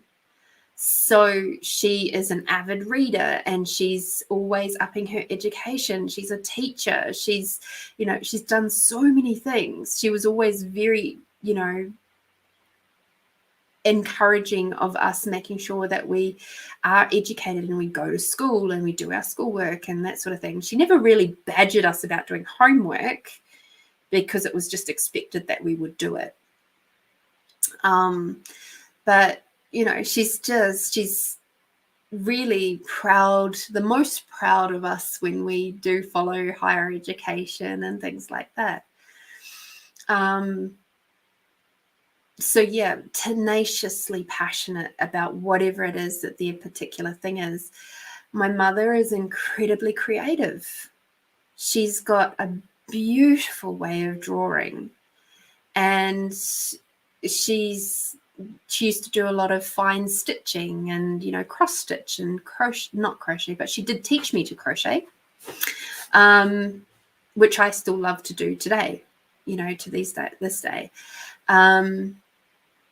And she's actually a really fantastic cook. And even though she doesn't necessarily cook very much, she's really good at it. So there's a lot of things that even the people who give us these funky dunk, belief systems, there's still good stuff about them too. But sometimes we have to dig a little bit to find it. We have to dig through our heart hurts, our trauma, our belief systems. Like, I had a belief system for so long that I wished, or a point of view that I wished my mum would be more softer and gentler with me. And I used to judge her so hard for not being that. And then in the last probably couple of years, I realized why she couldn't be that with me. And why she is that with my brothers, because they required something different. There was a soul contract that had been created between us before either of us were embodied in this lifetime. She was only destined to raise me, to birth me, to raise me, so that I could go out on my own and be independent and do this sort of stuff. Even though she doesn't understand it. She doesn't get it. And cognitively doesn't get it in this lifetime. But that was her journey, and her and my journey. She was only ever meant to be the beginning stages of my life. So she fulfilled her task. She gave me a lot of groundings and a lot of really good stuff that helped me to get through a lot of really interesting moments in my life where I had to be strong and independent.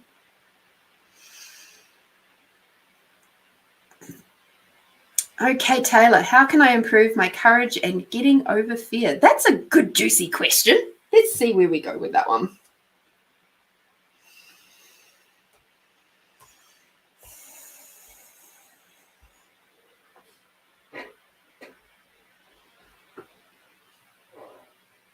Cool. I'm glad you have a mum that is the best person in your world. Nicole, you're very lucky. My best person in my world was my granddad. Okay,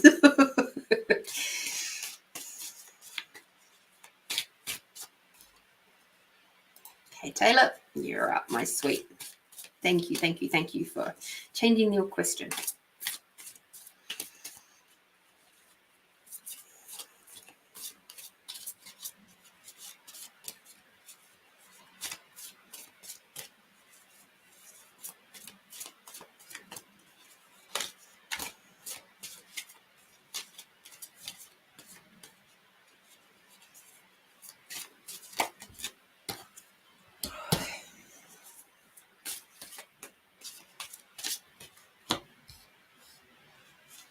So, Nicole, after I've finished with Taylor's reading, I'll do some poetry, intuitive poetry readings, and that's when you can grab a freebie. Okay, so just hang in there and see where things go. But yeah, then we can maybe get some answers for your question.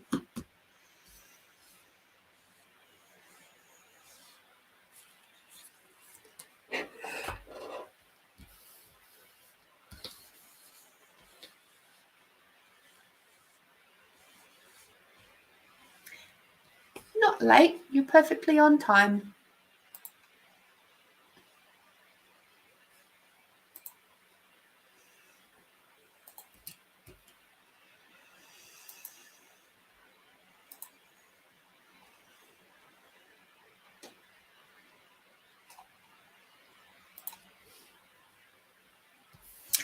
Okay, Taylor.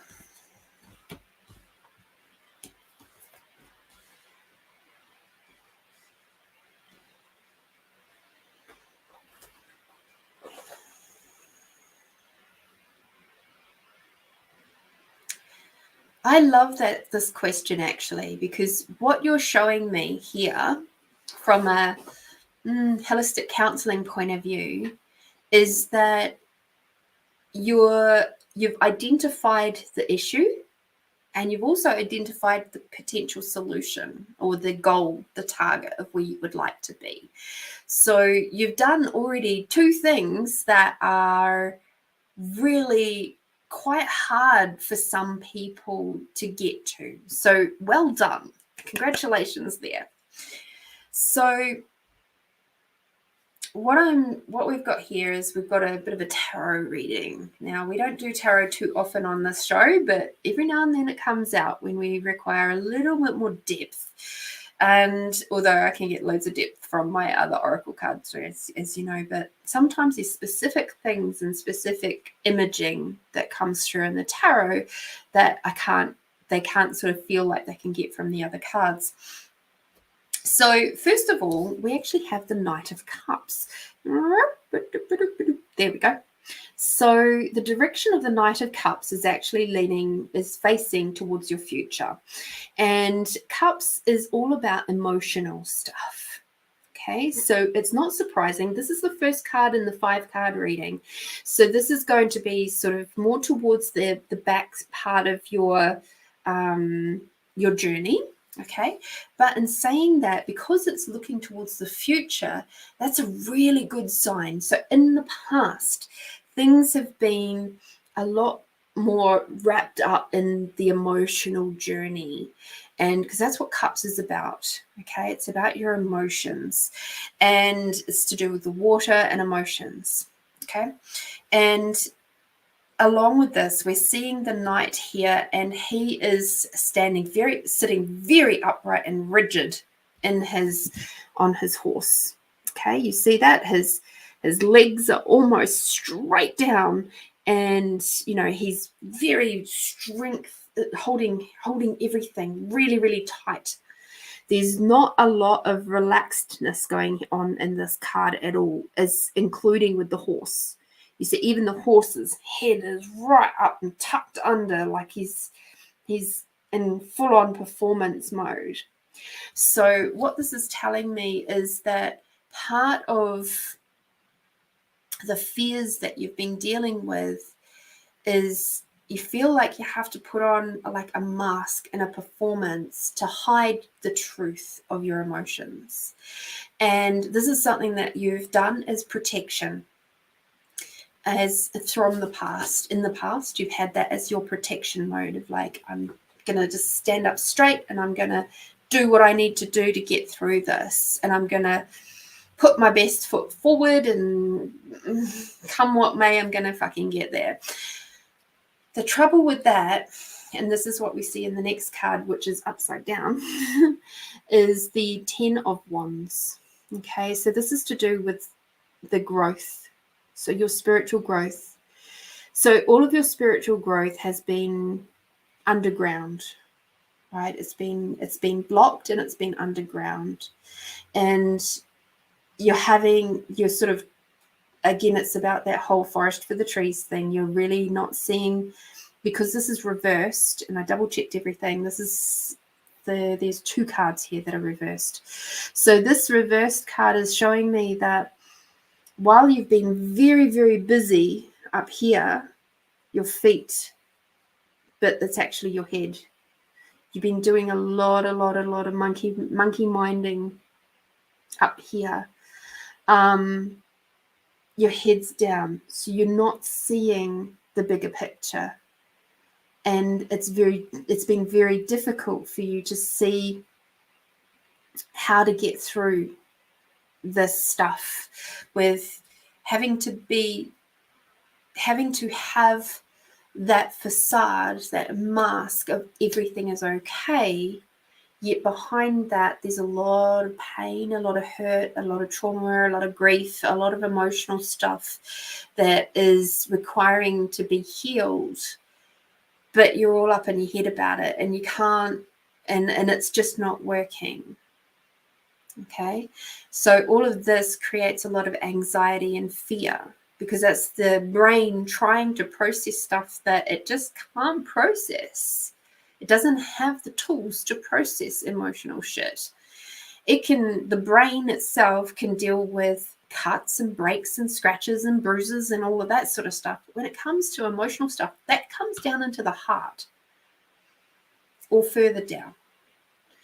And what often happens is we get cut off from our heart space because we're too busy trying to be this, to go, everything's all right, yes, everything's fine.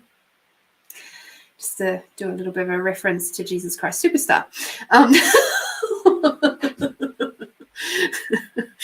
So what this card is telling me is that there's it's going to take a lot of courage for you to flip this around, okay? Because the next card that we've got for you, my sweet, which is more of the card that we're in sort of the more present moment, is the Knight of Wands. Now, the Knight of Wands is actually facing sort of to the past, but it's it's like I'm actively, so this is, you were asking about, you know, how can you improve your courage? So what you've got to do is look at your past and work with it, face it, and see it for what it truly is. It's spaces for you to grow and develop and be incredible. And we go through so many things in our life that at the time feel like the absolute worst thing in the world. I've been through so many. I could spend 5 hours or longer every week for a month talking about the traumatic shit that I've been through. I don't choose to do that. But what I do like to do is to focus on the things that I have grown from and learned from. And one of the things that can help is to get those tools of being able to see the gifts and hold on to those. So again, because it's a wands card, it means spiritual growth. So all of that stuff from your past that feels like the worst thing in the world is actually firing you forward in your journey. It's pushing you to identify the things that don't work for you. And you've got a choice, because at the end of the day, we all have free will and choice. And it's your choice whether you go through and you ride that bloody stallion and you go, fuck yes, I'm doing this. And I'm going to choose to be my desired like amazingness. I'm going to be me, whatever that fucking looks like. And it's like when I made the choice, the conscious, cognitive choice to be happy, I didn't know what that was going to look like. That was at like 27 at the end of my first marriage, because I knew how unbelievably unhappy I had been for the majority of my 20s, and it didn't feel good. So I was like, no, not choosing that anymore. I'm going to be happy. Don't know what that looks like, but I'm choosing it anyway. So I faced my fears. I faced my past. I looked at what was my role. I took responsibility for every single choice I made. Every single choice I made to stay, every single choice I made to go, every single choice I made with food, every single choice I made with people, with my jobs, with everything. I took responsibility for it. And I was like, okay, if I'm not blaming anybody else for my stuff, because this is all my stuff, what would I choose? And that was a really massive pivotal moment in my life, because I'm no longer blaming anybody else for my stuff, my journey, my trauma, my heart hurts. Even though there were other people involved, I had a choice. Every step of the way, I had a choice.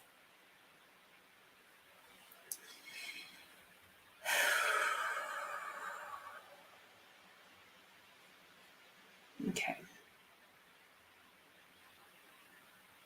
This next card is a really interesting one. This and then one after that.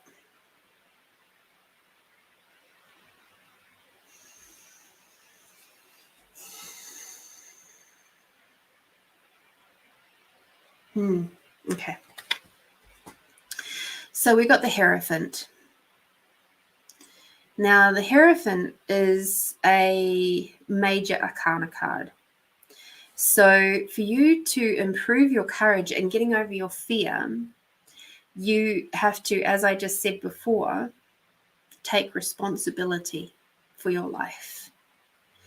And you have to take yourself out of being one of these little dudes here who is always like, how am I gonna, this is to do with like moving into being the adult of consciousness. So when we look at the Hierophant, he's obviously somebody who is very knowledgeable and very secure and very aware of what he is, his responsibilities and his role in society. And the little monks here are always looking to the Hierophant to actually give them guidance. So what I'm seeing here from you, for you, is that your team is asking you to move out of being the child of consciousness and move up to being the adult of consciousness of your life, becoming the dominant entity in your life, taking responsibility and figuring out where you feel you fit in society, in your friend groups or in your life. That can be something that's really hard to figure out. And it may take you a really, really long time to figure out where your role is. Some of us, it takes us years and years and years. But the gift is, you are asking, how can you improve your courage and get over your fear? Your team is telling you. It's about taking responsibility for your choices and responsibility for where you sit in this world, in this space, and being a part of the collective. At the end of the day, every single one of us can be this character. But so often it's easy for people to go, oh, it was blah, blah, blah's fault. It was my mum's fault. It was my dad's fault. It was the teacher's fault for saying that I was stupid and I wasn't ever going to amount to anything. It doesn't have to be that way. You can turn around and go, that's an interesting point of view that you have that point of view. And you know what? I'm going to do what's actually right for me. I'm going to choose to do something different. It's okay to do that too. I wish I had heard that message when I was 18, when I realized I didn't want to do architecture anymore. And I was like 3 months into my university course. And what I really, really desired to do was color art therapy. But everybody said no. All the adults around me were going, no. So my heart's desire was not doing architecture and being in the building industry. Did I learn a lot from it? Yes. Did I learn lots of valuable skills? Absolutely. Did I spend 13 years in it? Yes. So don't do a Lorene. Be Taylor. Be amazing. Be the Hierophant of your own life. To you. Now, the really interesting thing is we've got the Hanged Man and he's reversed, which is actually, I see this as being really quite exciting for you, because often the Hanged Man will come out this way. And the Hanged Man can seem quite of a negative thing, like you're feeling like you're trapped and all of this sort of thing. But no, yours has come out this way. So what I see is that you are well on your way to your own path of enlightenment and freedom. Because, of course, if the Hanged Man is this way, it's very easy for him to just drop here, untie his little tie there, and wander off. Because this is now ground. This isn't up in a tree. He's not being hanged. He's now doing a pirouette like a ballerina, right? So, and he's got loads of lightness up here.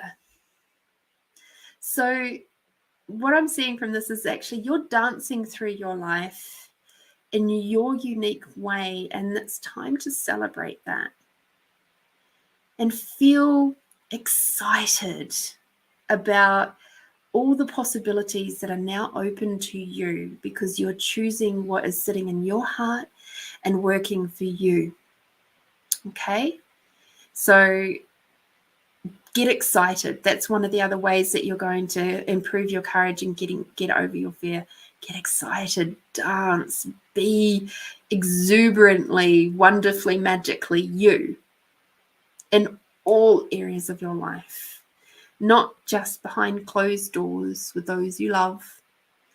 Allow your magic to glow out from you.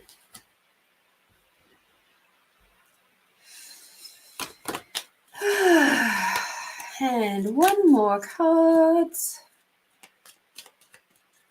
from Miss Taylor.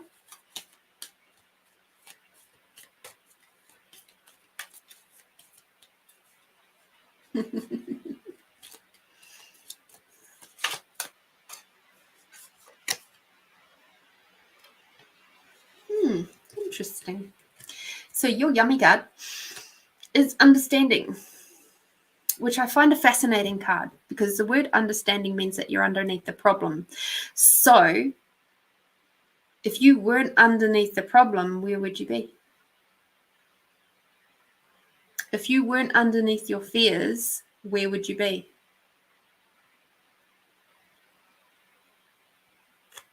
And that's the thing that is important to focus on.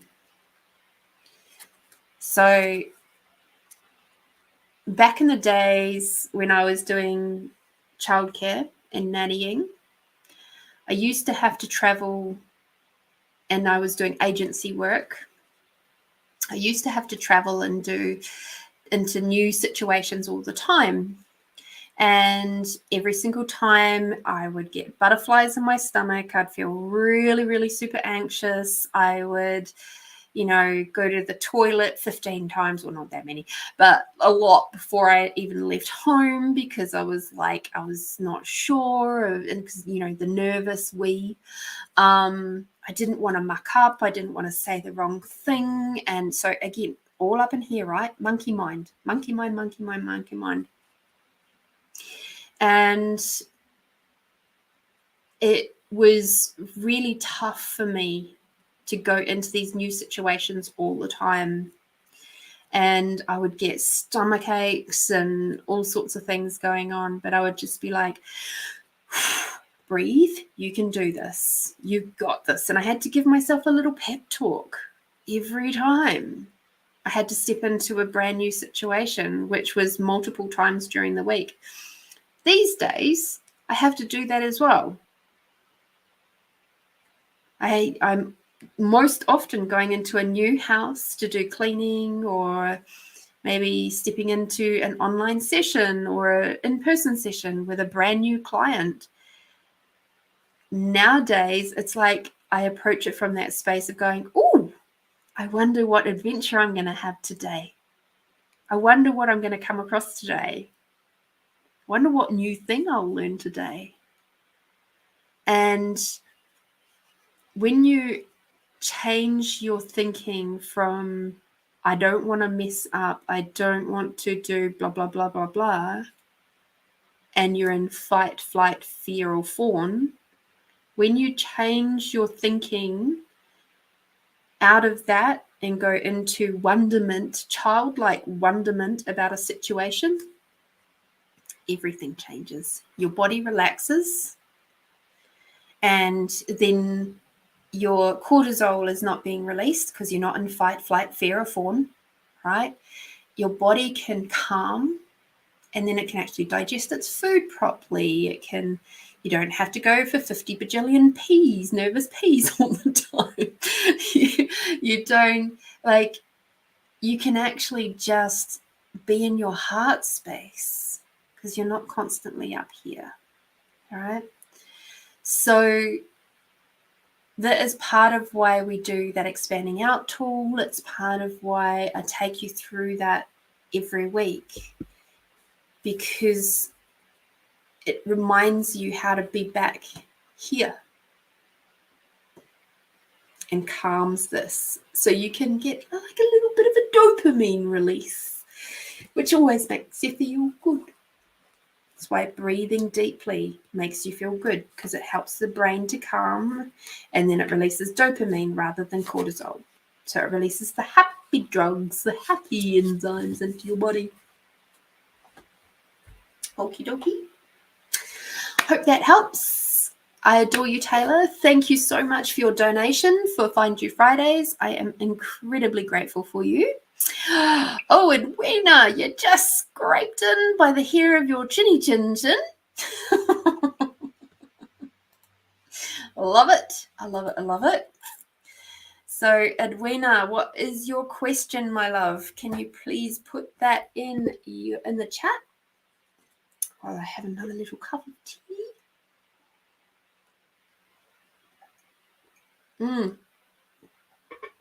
That is awesome, Taylor.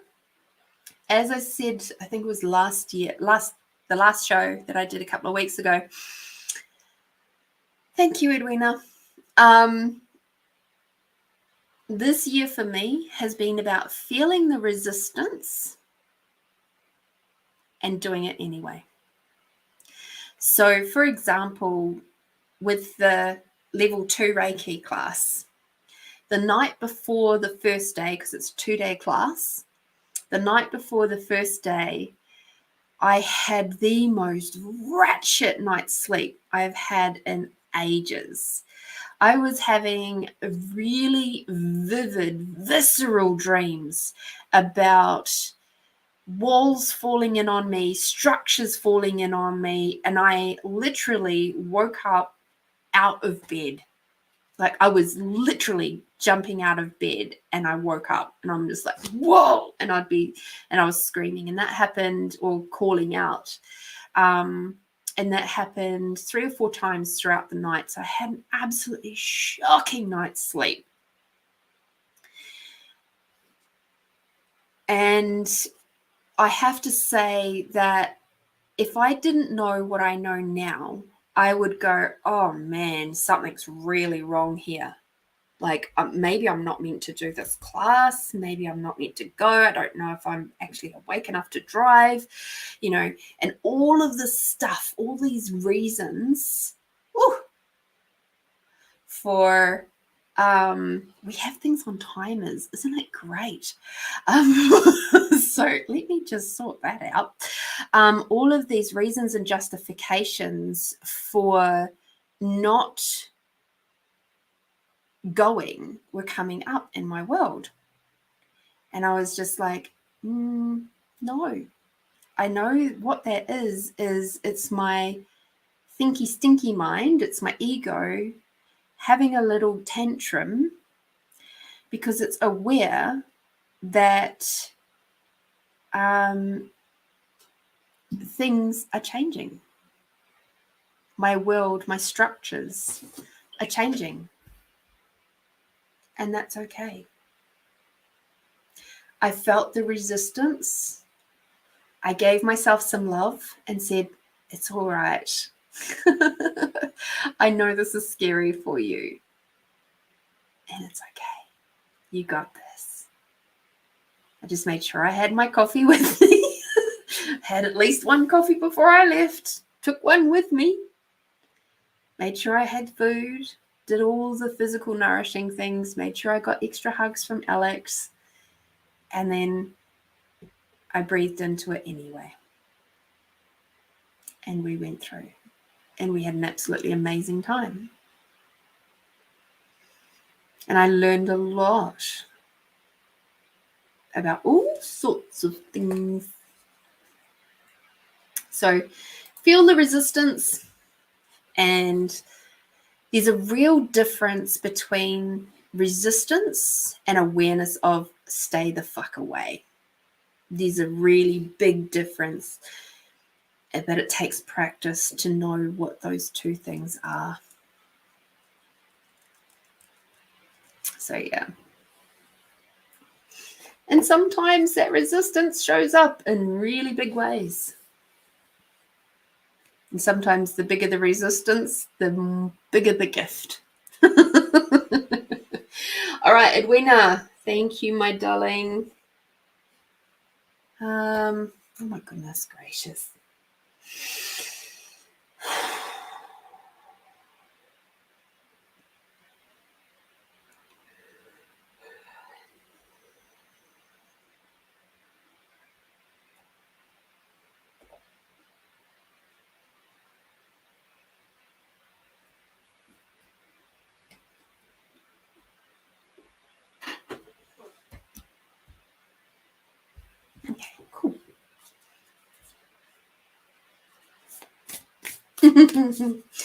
Aw, thank you for still being here, Nicole. That's so lovely.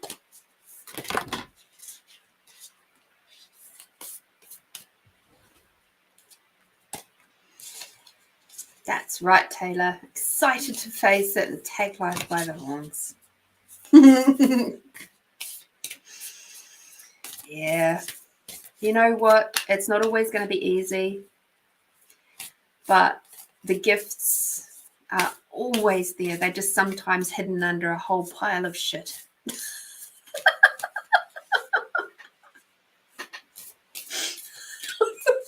Oh, dear. Mushrooms taste really great, and they grow on a whole pile of shit. So there you go. There's the gift. Oh my God, that so reminds me. So Edwina, I'm sorry. I'm going to tell a little funny story. Seeing his granddad's come up, he's obviously floating around. So back when I was young, must have been in my teenage years. So, as I said, my grandmother, horse fanatic. And she has, well, at the time, she had a stallion. And stallions are amazing because you can actually get them to poop in one area of a paddock. So you can actually literally set it up so that there's like, and this is what my granddad did, is he saw where the horse was pooping and he built a little fence, 3-sided fence around where the horse was pooping. And after a period of time, there was quite a big heap of poop, of horse poop there. And so he decided that he would put some little seed potatoes there and see what happened. You know, it was just his little experiment. Come Christmas time that year, the seed potatoes are growing. They've been nice and flourishing. The horse has gone off elsewhere and has started pooping elsewhere. I think they may have changed paddocks or whatever. And the potatoes have gone through their growing process, and my grandmother has asked him to go and get some potatoes, and he's like, okay, no problems. She's thinking he's going to get them from the garden, which is just by the back, or near the back door. He's like, come with me. And we go up the paddock to where the stallion's horse poop pile has been. And we harvested these gorgeous baby potatoes. Like, they were just beautiful. And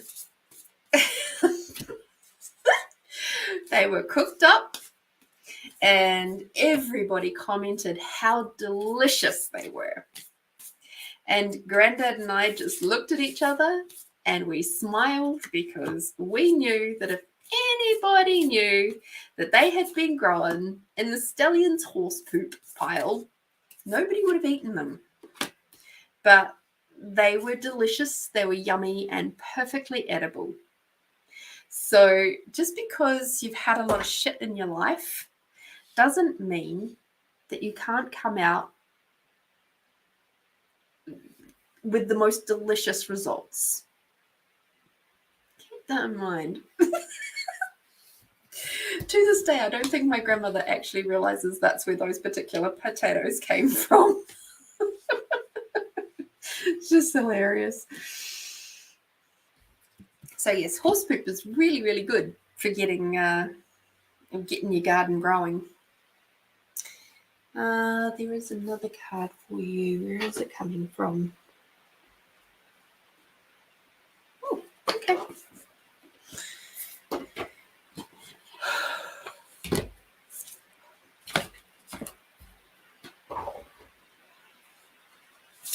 Some big energies moving, my dear.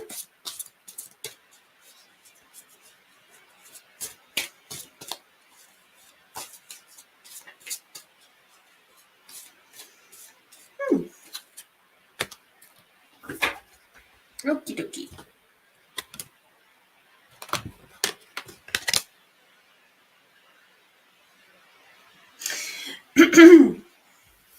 Sorry, just had a song that flew through my head. You'll understand when I get to that card. So, Edwina, I'd be curious to know how much this resembles perhaps the last reading you got. Because we got express your hidden feelings, celebrate your light. And I have a feeling that there's some of these cards that are very, very similar, or the message is similar to your last reading. So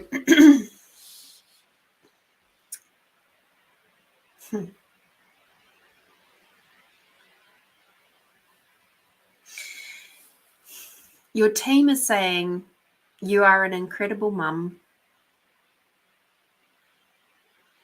and you have to learn how to voice and start voicing what you require for you. You have to start identifying more what you require for your heart health and well-being, your mental health and well-being. Like, there's some things there that you're ignoring at the moment, and you're being too busy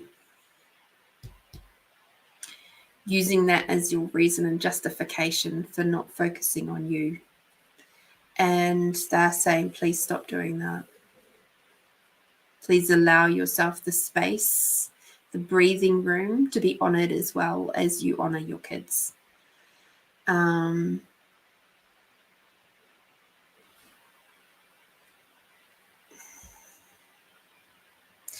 Because as you do that for you, you're also teaching them to do that for them, which means that then they can self-regulate.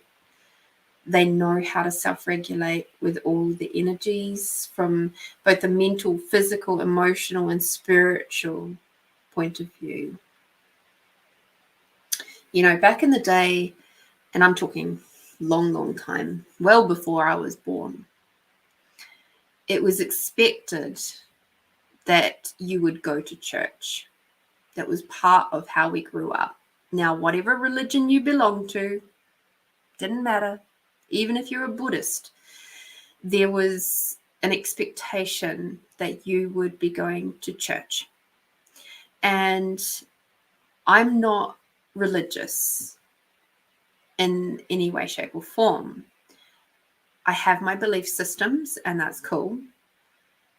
But the point that I'm getting here is that our spiritual health was acknowledged in those days. As we have become more atheist in our society, we have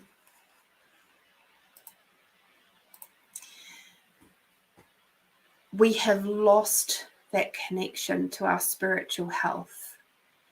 And this is where it's really important to fill in that gap with whatever works for you.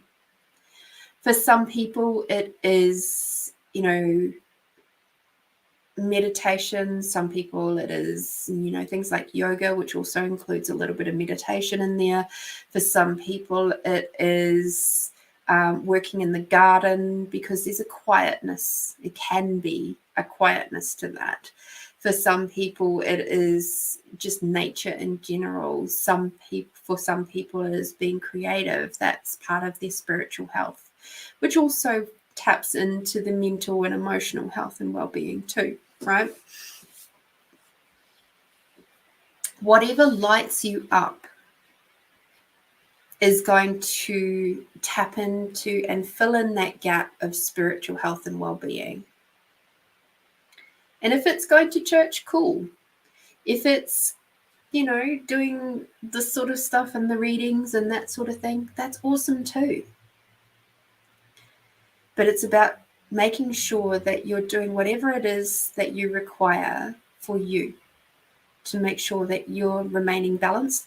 And as a most incredible mum that you already are, you can then teach those skills by example to your children. They may not get it to start off with. They may not understand, why is mum sitting there with, a piece of pink rock and just with her eyes closed and stuff and breathing? I don't understand. Like, that's really weird. But when they see you going from being like energetically all like to going and having moved through that process and then being now, how can I contribute to you? How can I help you with whatever you're doing, playing with, creating? They'll go, oh, there's something in this thing that mum's doing. So yeah, do whatever works for you. We've got listen to inner guidance. Wisdom dwells within. So this is pretty much saying to me, you require more time with your team, with your meditation, with talking with your own beautiful body and allowing it to communicate with you. Keep developing those skills, please.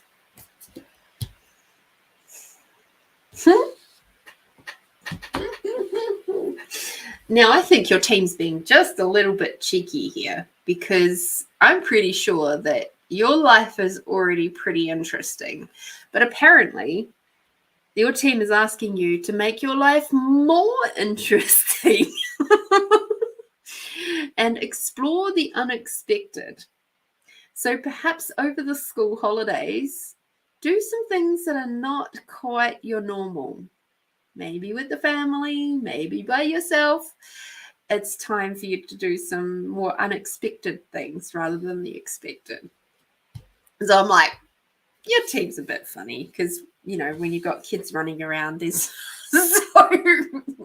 so much unexpected stuff that happens.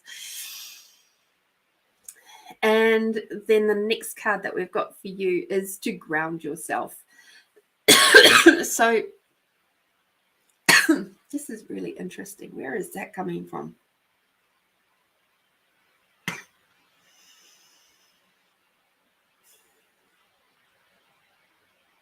Yeah, that's throat chakra. All right. So ground yourself and be in your body. So stop detaching from yourself. All right.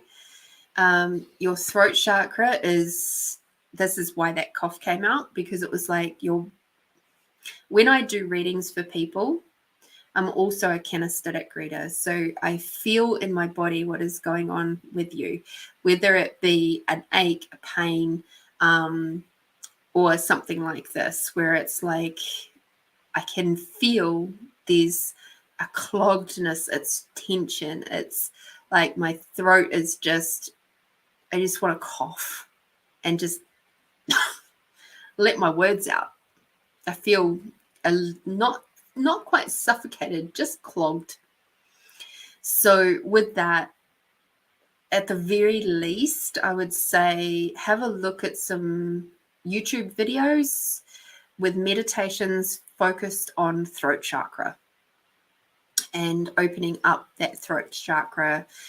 Listen to your body and what it's trying to tell you. Like, where is the point where you first felt like you couldn't speak?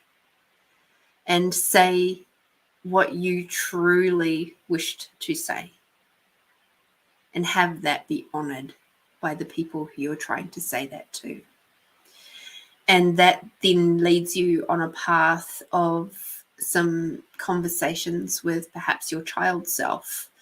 And as a mum, this is actually a skill that you know how to do really well already, of when you're in meditation and you're like, okay, body, so why is our throat a bit clogged up? Why is our throat chakra clogged up?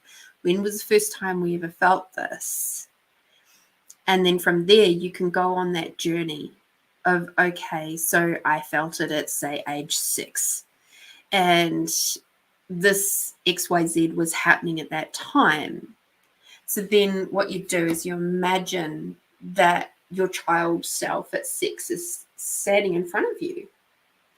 and you have the conversation as if it's one of your kids. And because time works this way and everything is happening all at the same time, what can then happen is you can heal that part by acknowledging their experience, comforting them, and then you can see what is required to resolve that issue. Whether it be, okay, I understand that, mum or dad at that time didn't understand where you were coming from, or they didn't comprehend where you were coming from. They didn't listen to you. But I am. I'm listening now. Tell me your heart's desires. I'm here, and I love that you're telling me these things. Thank you. And it can be as simple as that. Next thing you know, your childlike self is like going, oh, wow, somebody's listening to me. And then they go, and then bam, they're done. That trauma no longer exists for them. And therefore, it no longer exists for you. And things will loosen up. But while it's still sitting here, what's going to happen is you'll probably end up with a lot of like sore throats, colds, that sort of thing happening. A lot of irritation. You may end up with tonsillitis. You may end up, depending on how far it goes up, it may end up in your jawline. You may end up with teeth problems, infections, tender jaws from maybe clenching or grinding of the teeth. And if it goes out, you may end up with your neck going out. You may end up with it may slowly sort of seep down a little bit into the heart area. So then you can end up with anxiety and all of that sort of stuff going on through there. There's a lot of stuff that happens from the throat area. So that's, there you go. Merry Christmas. Go deal with your childlike self.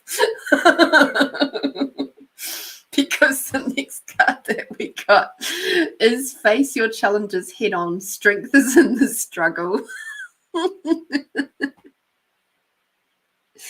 So, yes, find out what's going on with your throat, please. Go do some digging, find out what's going on, do some journaling around it, and face the challenge of that one head on, and you'll get there. You'll release this stuff up, and she'll be all good.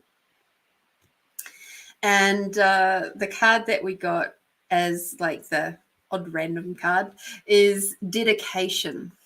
So you got to have some dedication towards your spiritual health and well-being, please. That is what they're asking you for. And the reason why I was like, is because it is to do with the flower of Edelweiss. So I find this very poetically beautiful for the end of the bigger readings tonight, because in my family, from my dad's side, while he was still around, and when we went to my grandmother's place, my grandma Pam, the Sound of Music was always on the TV. And for me, when I was little, we never had TV. So to have, the Sound of Music on the TV, because my uncle and auntie had a TV and they lived just up the paddock from my grandmother. And so it was like, this was such a special song, Edelweiss, Edelweiss. But, and my grandmother actually taught me some of the Sound of Music to play on the piano, because she was a piano teacher for many years. So there we go. Beautiful, beautiful, beautiful. Dedication, please. Make a commitment to yourself to deal with some of this stuff, particularly around your throat chakra. And let's do your yummy card.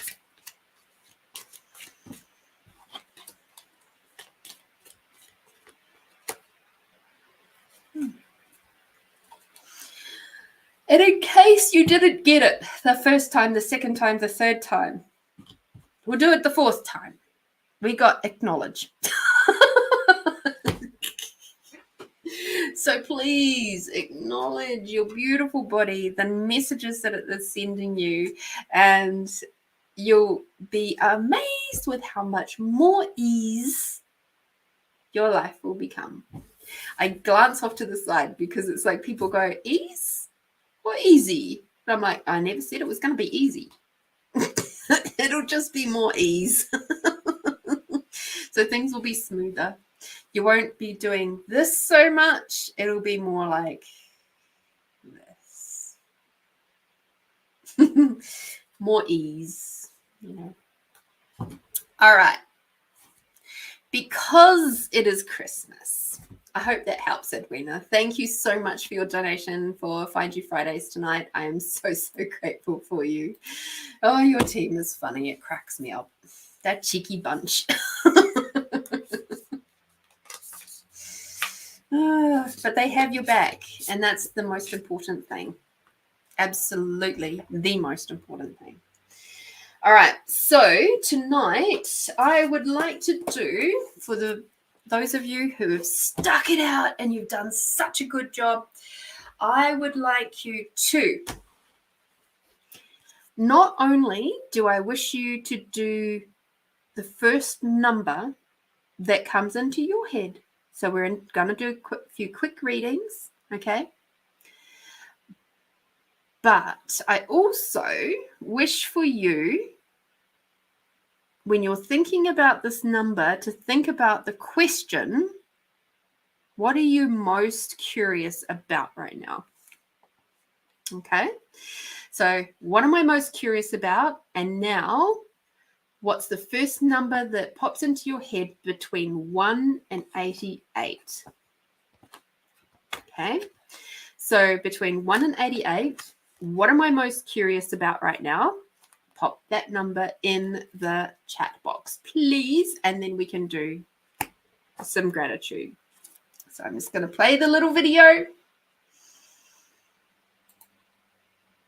and then we will get into it.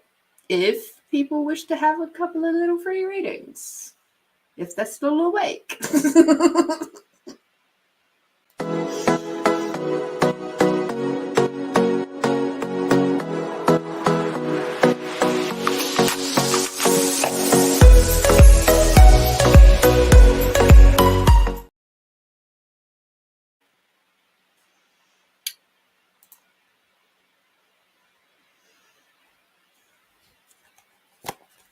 So this is your chance for those of you who have been floating around.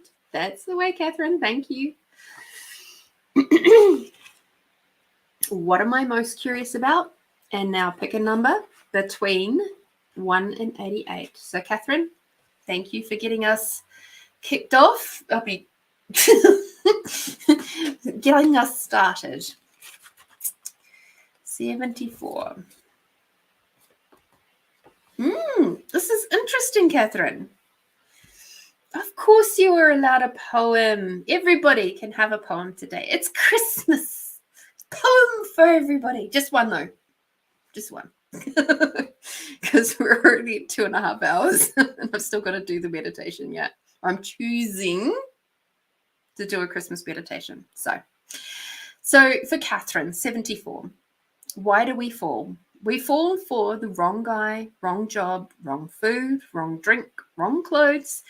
We are looking for love, admiration, acceptance. We fill the loneliness with distractions, people, lust, purchases, substances, when all we really want is uncompromised love.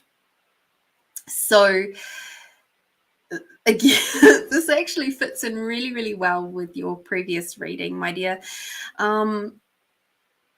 It is about questioning. why. Why have you chosen the people you've chosen in the past? And what are you desiring to choose for your future? So get curious about that and start making some lists, because I'm sure you'll find that if you go through each of your exes and you sort of go, oh, okay, I chose them for XYZ reason, then again, you're taking responsibility for your journey and your choices, and you can go, now I can see where I'm going from here. Awesome. I chose them for that reason, but I'm also choosing to not have them for these reasons. So well done. Good choice. Well done. Melinda, 43.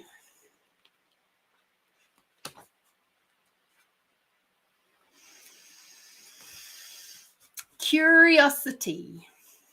Okay. We've got paths and fate.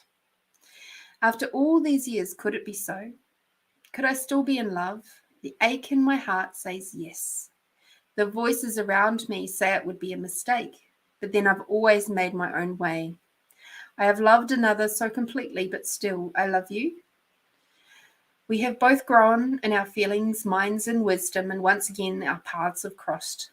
This time, I think we need to do something to put my heart at ease. Fate is trying its hardest to push us together, but sometimes it is best to flow freely with fate. I have come to a place of peace in my life, of understanding and of patience. I feel that you have too.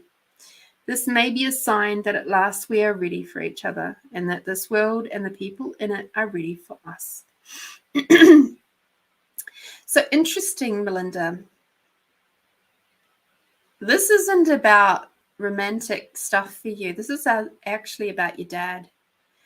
And what I'm hearing and here is that you guys have crossed paths many, many times.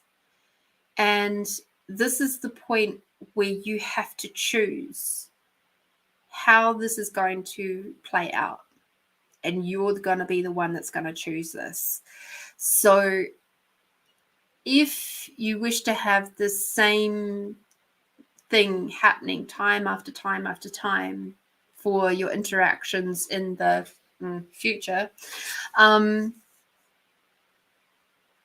then let it go as it is.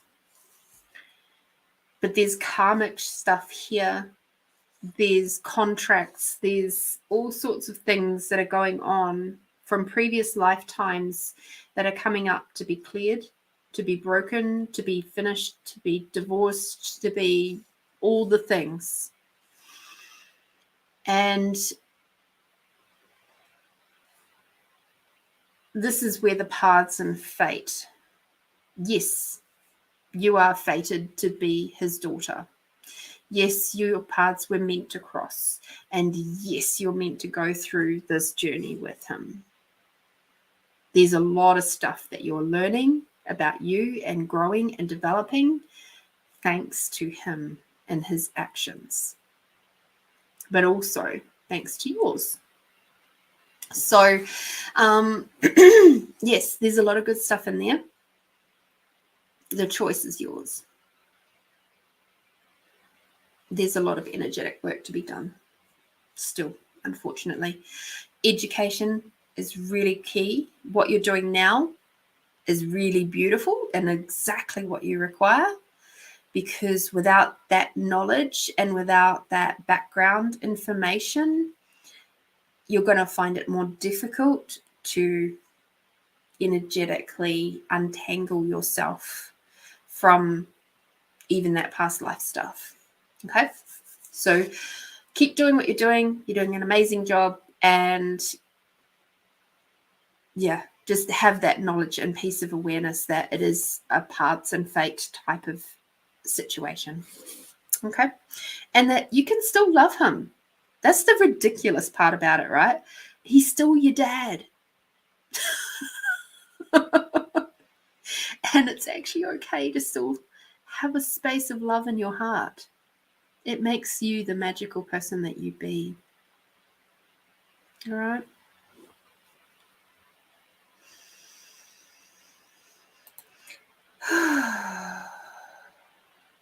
Edwina, 58.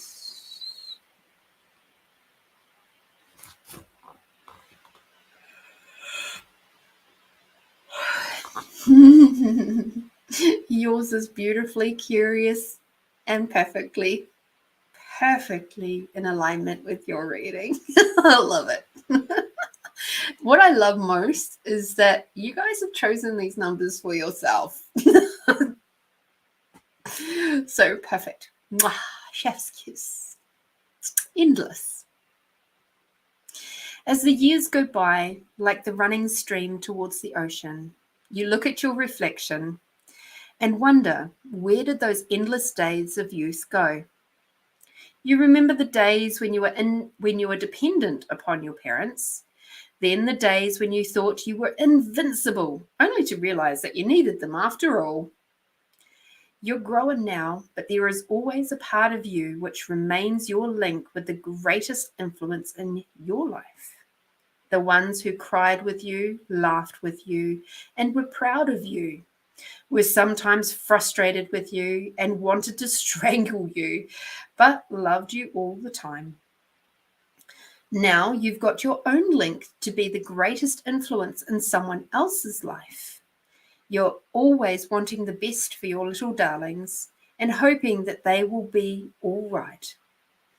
And knowing that the world is a very different place to live in now, but wishing that your not so little ones will make wise and solid choices as they now get to an age when they wonder, where did those endless days go? So, yes, exactly.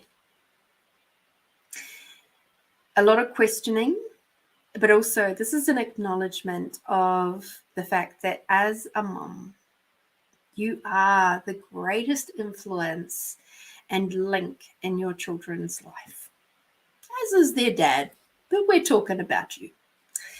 And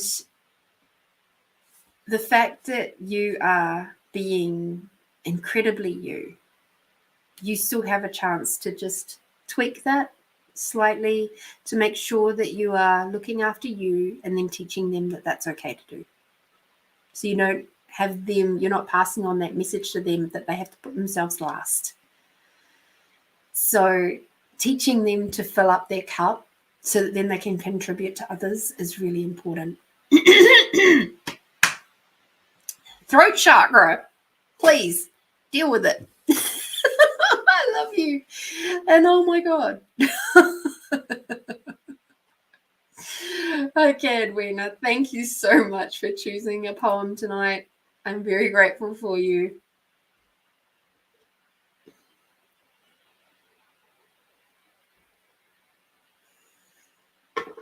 I completely agree about the bullshit, Melinda. Completely agree. And that's the rub, isn't it? It's like, oh my God, you know, here's this person that helped bring me into fucking existence. And there is still an element there of love, which is just so fucking annoying because I just wish I could just go, fuck off, leave me alone. You know?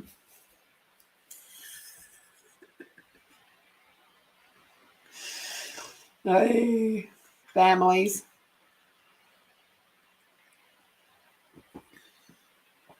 Nicole, this is your chance. If you wish to have a card, this is your last chance. And then I'm going to get into my meditation so that I can actually go. It's been nearly 3 hours. So what are you most curious about at the moment? And then pick a number between 1 and 88. I'll give you a chance, a moment. Ooh, while you're doing that, if you choose to do that, I tell you the story. It's been popping into my mind all night around the spiders. So some of you are on my Facebook page, and you will know that a couple of weeks ago we were driving home and ended up with a huntsman spider on our windscreen. Decided to come along for a little tiki tour. And so we got that out of the way. It was a decent size. He was about that big. And then about 2 or 3 days later, I was getting ready to go to bed, and there was, between the glass and the roller shutter, was another huntsman spider. And I was like, hi, let's shut those curtains. I just let the huntsman do its own thing. Like, whatever, they don't bother me. They can't hurt me. So Nicole, you need to pick a number between 1 and 88, darling. First number that pops into your head. Then this week, Monday and Tuesday, I ended up with, on Tuesday, it was Tuesday mostly, I went to go and give one of my clients a hug, and they said, oh, I can't hug you. And I said, why not? And they said, you've got a spider on your forehead. I was like, what? Because I had my hair down like I've got it like now, and I'd come around the corner of the house and it was a bit windy, and so I had no idea. I thought it was just my hair had like gotten up and into my face. So I've like looked up and I've gone, oh, to see these little legs dangling down, and I'm like, oh. So I've turned away from them, very carefully, because I didn't know what kind of spider it was. And being here in Australia, to see it's a white tip, this decent sized white tip spider. And it's on my hand, and it starts crawling up my arm, and I'm like, no, you can't stay. So I tried to shake it off, and it stuck to my arm, and I'm like, oh my God. So I ended up just sort of flicking it off onto the ground. It was fine. I didn't squash it or anything. Then I went to my next client's house, and they haven't taken down their Halloween decorations yet. And they've got fake spiders all up their screen door. Then they asked me to vacuum up a certain area of their house that they don't normally get me to do. And I'm not often in that house anyway. It was a fill-in shift. And what do you know? It was spiders and spider webs. Okay, that's cool. And then that evening, as I was going home, this little spider, teeny tiny little house spider, decided to crawl up my arm. And I'm like, out, go. So, of course, I had to have a look up and see what spiders meant. Because how many times do I have to be told by my spirit team a message before I'll actually get it? So I don't always pay attention to the first, second, third, fourth, fifth, sixth. It took like 6-7 times for them to get the message through. And it's all to do with stuff around growth, and it's actually a lot of good, positive prosperity, success, spiritual growth, emotional growth. There's just a lot of really good stuff about it. And I was like, wow. And my friend said, how many times does your team have to slap you over the head to get you to listen? She goes, I think you might need to take a bit more note of what that meaning is. I'm like, yeah, thank you. So it's because I had all of that, and then I was having a conversation with another friend about the spiders, that I realized, that I require to do my Reiki as an offering for you people and the other clients out there that are requiring my assistance. So there's more to come. There's more stuff to come, and there's more things that have popped up tonight that has made me go, oh, okay. Thank you. That's why I keep going, oh, spiders. Oh. Yeah, spiders. They're awesome. Okay, Nicole, you asked for 77. Let me give that to you. Then I'll do my meditation.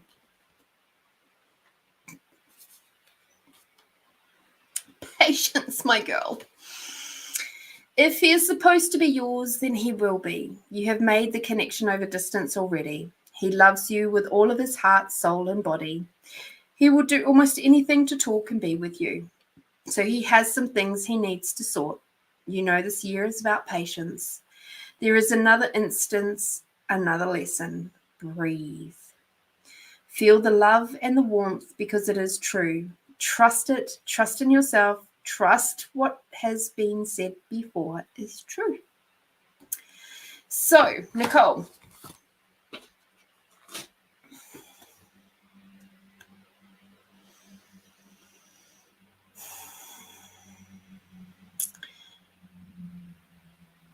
What I'm getting from that particular poem for you is that what you desire, you're not going to get as quickly as you would like.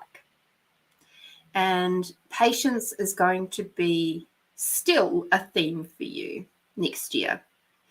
That you are going to have to be diligent and not give up on your dreams and your desires and your passions, because the patience part of what you are requiring to remember, because I don't really like lessons, is crucial for what is to come in the years to come. With patience, you get to see things from a different perspective. You become more expanded and you can see the picture as a bigger whole. Okay, so that is part of why your team is asking you to continue to be in this space of patience for another year, and to be okay with that, have allowance for that, and just know that it's giving you some skills, some really valuable skills for what you are going to be doing in the time beyond that. Okay? Patience. So, like, my year this year was about feeling the resistance and doing it anyway. Your year to come is going to be about patience. And even if you've been doing that up until now, it's going to continue for another year. And there's going to be a lot of moments for you to practice being patient. And there's going to be probably plenty of moments where you're going to feel like, why isn't this happening now? You can ask that question and you'll probably be told because it's time to sit down, hurry up and wait. If you ask your team, that's probably what they're going to tell you. And it's going to seem all very cryptic. But it's like just divine timing. Divine timing. All right? Everything will be there. Stay focused on what is important and what you desire to have, not what you don't desire to have. Okay? There we go. All righty, everybody. Let us do a Christmas meditation.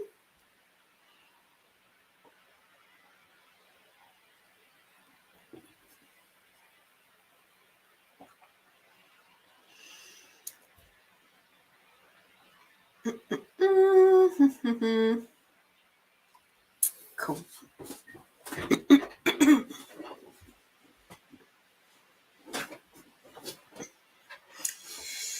Doesn't mean you can't be pragmatic and do stuff, but just be aware of where you're slipping into that space of, you know, judgment for things not rocking up as quickly as what you would like. As you can tell, I've been through that stage. It lasted for years. It was frustrating as fuck. But I can see now why it was so important. So yeah. All right, everybody. Let us take a big deep breath. And let us roll our shoulders backwards a couple of times and forwards a couple of times. And let's go backwards again. Oh, that feels good. All right. Give that neck a bit of a stretch. Forwards and back. Oh, give that throat a nice big stretch. Especially for you, my beautiful friend with the throat chakra stuff. Okay. Close your eyes. Take a big, deep breath in, everybody. And out. And this time as you breathe in, bringing Mother Earth energy all the way out your body. And as you breathe out, bringing Father Sky energy all the way down.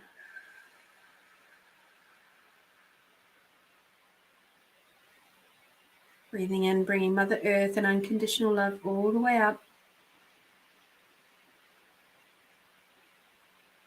And Father Sky and the gratitude for everything and everyone all the way down. Breathing really, really low into your belly. Imagine breathing all the way down to your feet as you breathe up, Mother Earth.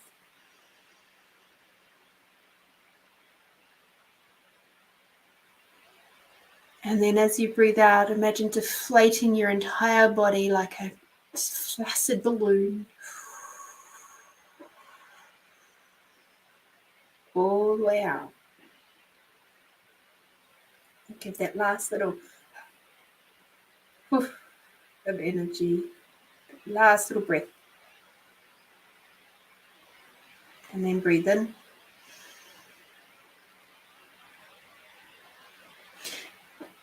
And then breathe out. And now we're going to expand out our awareness. Out beyond our beautiful, incredible bodies that are such a gift to us. They're a gift to us from the universe, from the collective. They are a gift to us from ourselves because we created our bodies using the ingredients of our mothers and our fathers.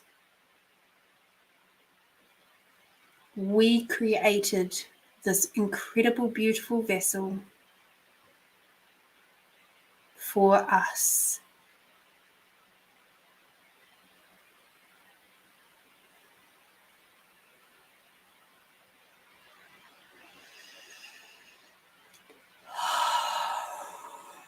Feel that energy shifting as that lands for some of you. You are indeed the creator of your own body.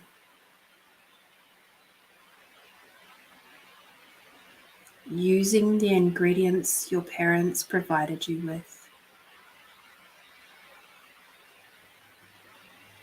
Now expanding out your awareness out beyond the room that you're in, up into the sky, down into the earth in a beautiful big bubble. Expanding out your awareness out beyond the size of the country that you're in. Down into the earth, up into the sky. Expanding out your awareness beyond the size of the planet, beyond the size of the solar system, beyond the size of the galaxies, beyond the size of the universes. And if you desire to go further, you're more than welcome to do so.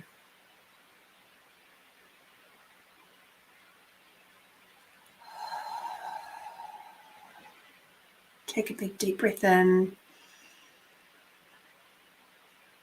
Give yourself permission to just be.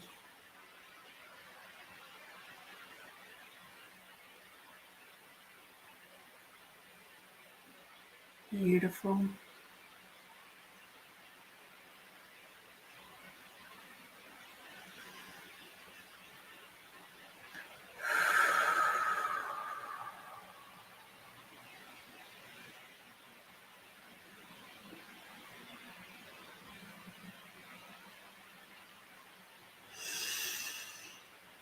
And now I'd like you to focus again on your allowance. Focus on your body. Grab your sense of allowance and begin to expand that out.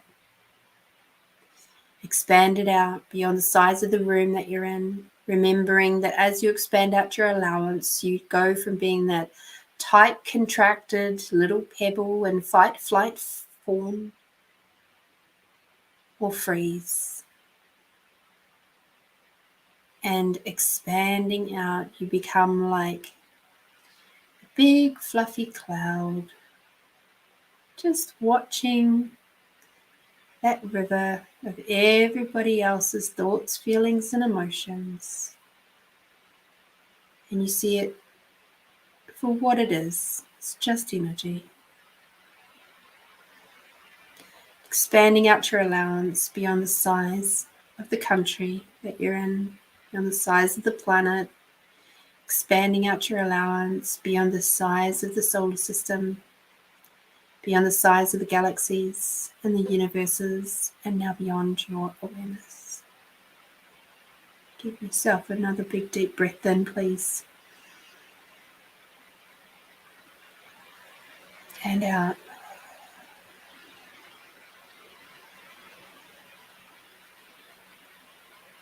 And as you breathe in, recenter yourself, please. And as you breathe out, make sure that you're integrated in your body. Make sure you're not separated from your body. Be present with your body. You can be expanded out and be in total allowance and be present with your body.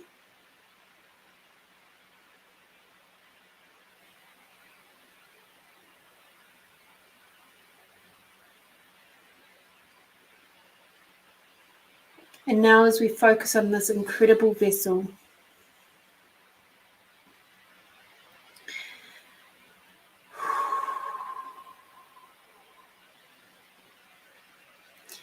I would like you to now gift yourself the feeling of unconditional love. Imagine wrapping your arms, you can physically do this. Wrap your arms around yourself, give yourself a hug. You can just imagine doing it. If you don't feel like moving your arms, that's totally okay. Allow yourself to receive the love from you. Feel it floating out from your hands and wrapping around your body. It's a big old bow of deliciousness. Feel the unconditional love from your hands flowing down over your back, through any aches and pains, any tension and tightness, and as it does, it just melts it away.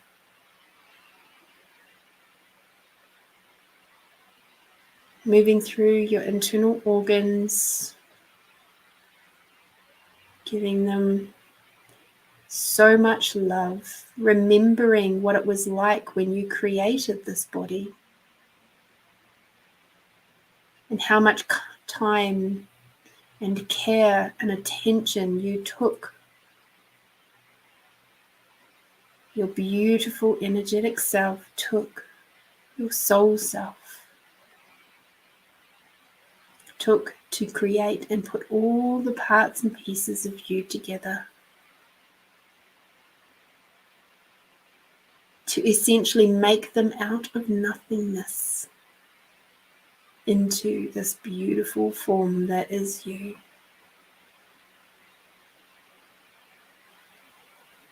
And that unconditional love through to your belly, your pelvis, through all your reproductive organs. And if you've had some removed, that's okay. Just give love to the space that they were there.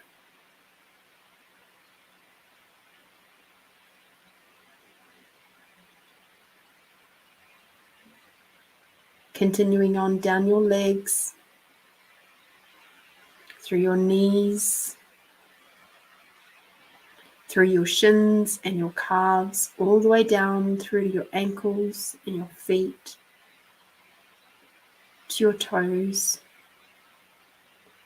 Just flowing that unconditional love from you, from your heart, from your hands, all the way down and over your body. And now we're going to move up the body, from your hands, your arms, your heart space, coming up through the shoulders which have carried so many burdens, so much responsibility. We're going to give those shoulders loads and loads of unconditional love from ourselves.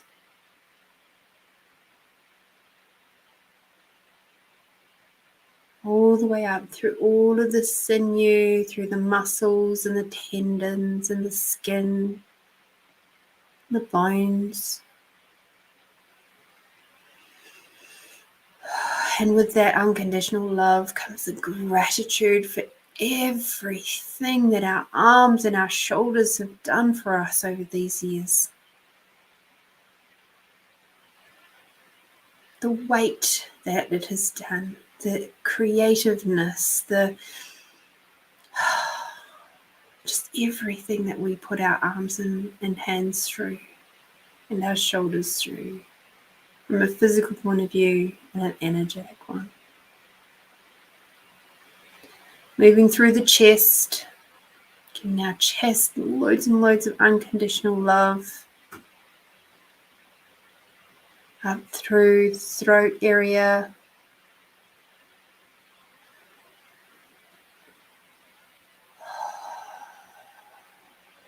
Just breathe through that throat area for a little bit. Couple of breaths, big deep breaths all the way through. In through the nose and out through the mouth.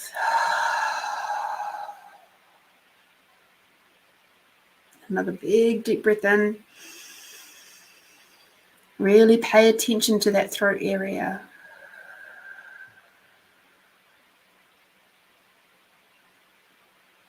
Allowing any energies that are stuck there to let go with every outwards breath.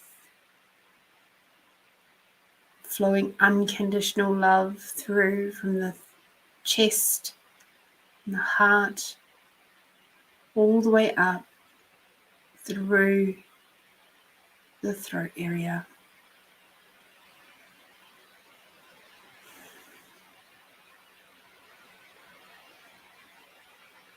Now sending that beautiful unconditional love all the way up through your neck and your jaw, your gums and your teeth and your tongue and your lips and the roof of your mouth and your nose, and coming up through your cheeks and your ears, now your eyes and your forehead, all the way through to the back of your head. Bringing that unconditional love energy that you've wrapped all the way around you, let it flow up your spine, all the way up to the back of your head and flow over the back of your skull. Where the other energies have moved up through your brain and your subconscious and conscious mind, all meets at the crown. At the tippy top of the crown.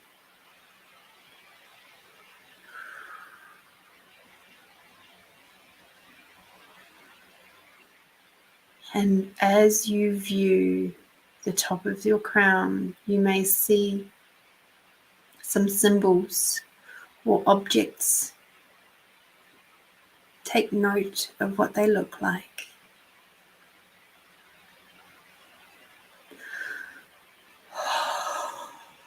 Retain that information because there is a gift there for you. And now as we take a lovely big deep breath in and out,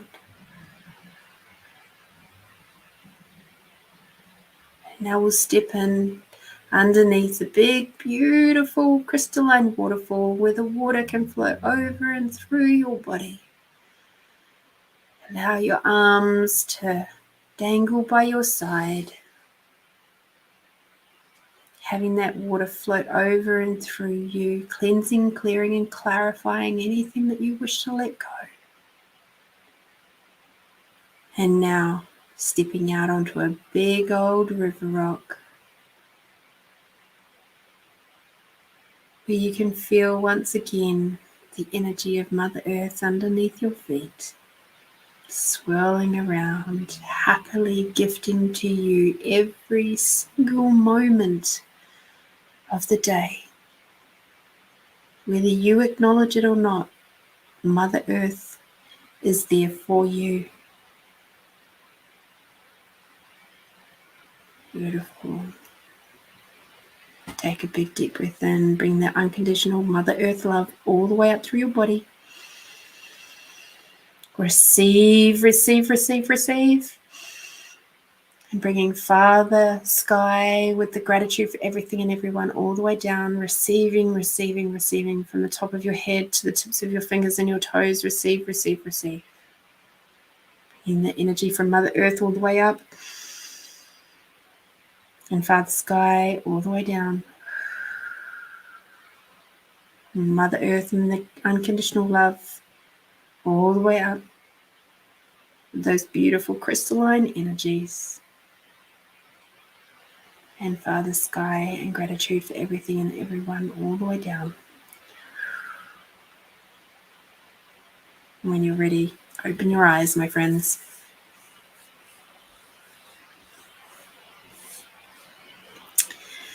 Alrighty, my loves. Thank you so much for joining me tonight. It has been an absolute pleasure to read for you, to share with you, to share space with you. And I wish you all the best for Christmas, no matter what you're doing, whether you're spending time with family or friends or doing whatever you're doing, being by yourself, celebrating, celebrating and making the day special for you. Whatever you choose to get up to, please do something special for yourself. Do something tasty. And thank you. Thank you, Catherine. I appreciate you so much too. It really is one of my happy places to be on this show with you all. So thank you. Thank you for being a part of my happy place. I am incredibly grateful. I look forward to being with you next week. So that's going to be an interesting one. You guys are going to have to tell me all your stories about Christmas fun and how you practiced your tools, expand out. You can do that expanding out part really quickly if you want. So the tool is I expand out my awareness beyond the universes. I expand out my allowance beyond that. Boom, you'll be there because you've practiced many, many times with me during the show. And if you do that before you even step foot inside with family or friends or wherever you're going to find things a little bit more challenging over the next few days, things will be so much easier for you. Trust me. I've done it many times. Alrighty, my loves. So get out there, do something tasty for you. Until next time, be bold, be brave, be you, my beautiful friends. I adore you. Merry Christmas. We'll see you next time. Bye-bye.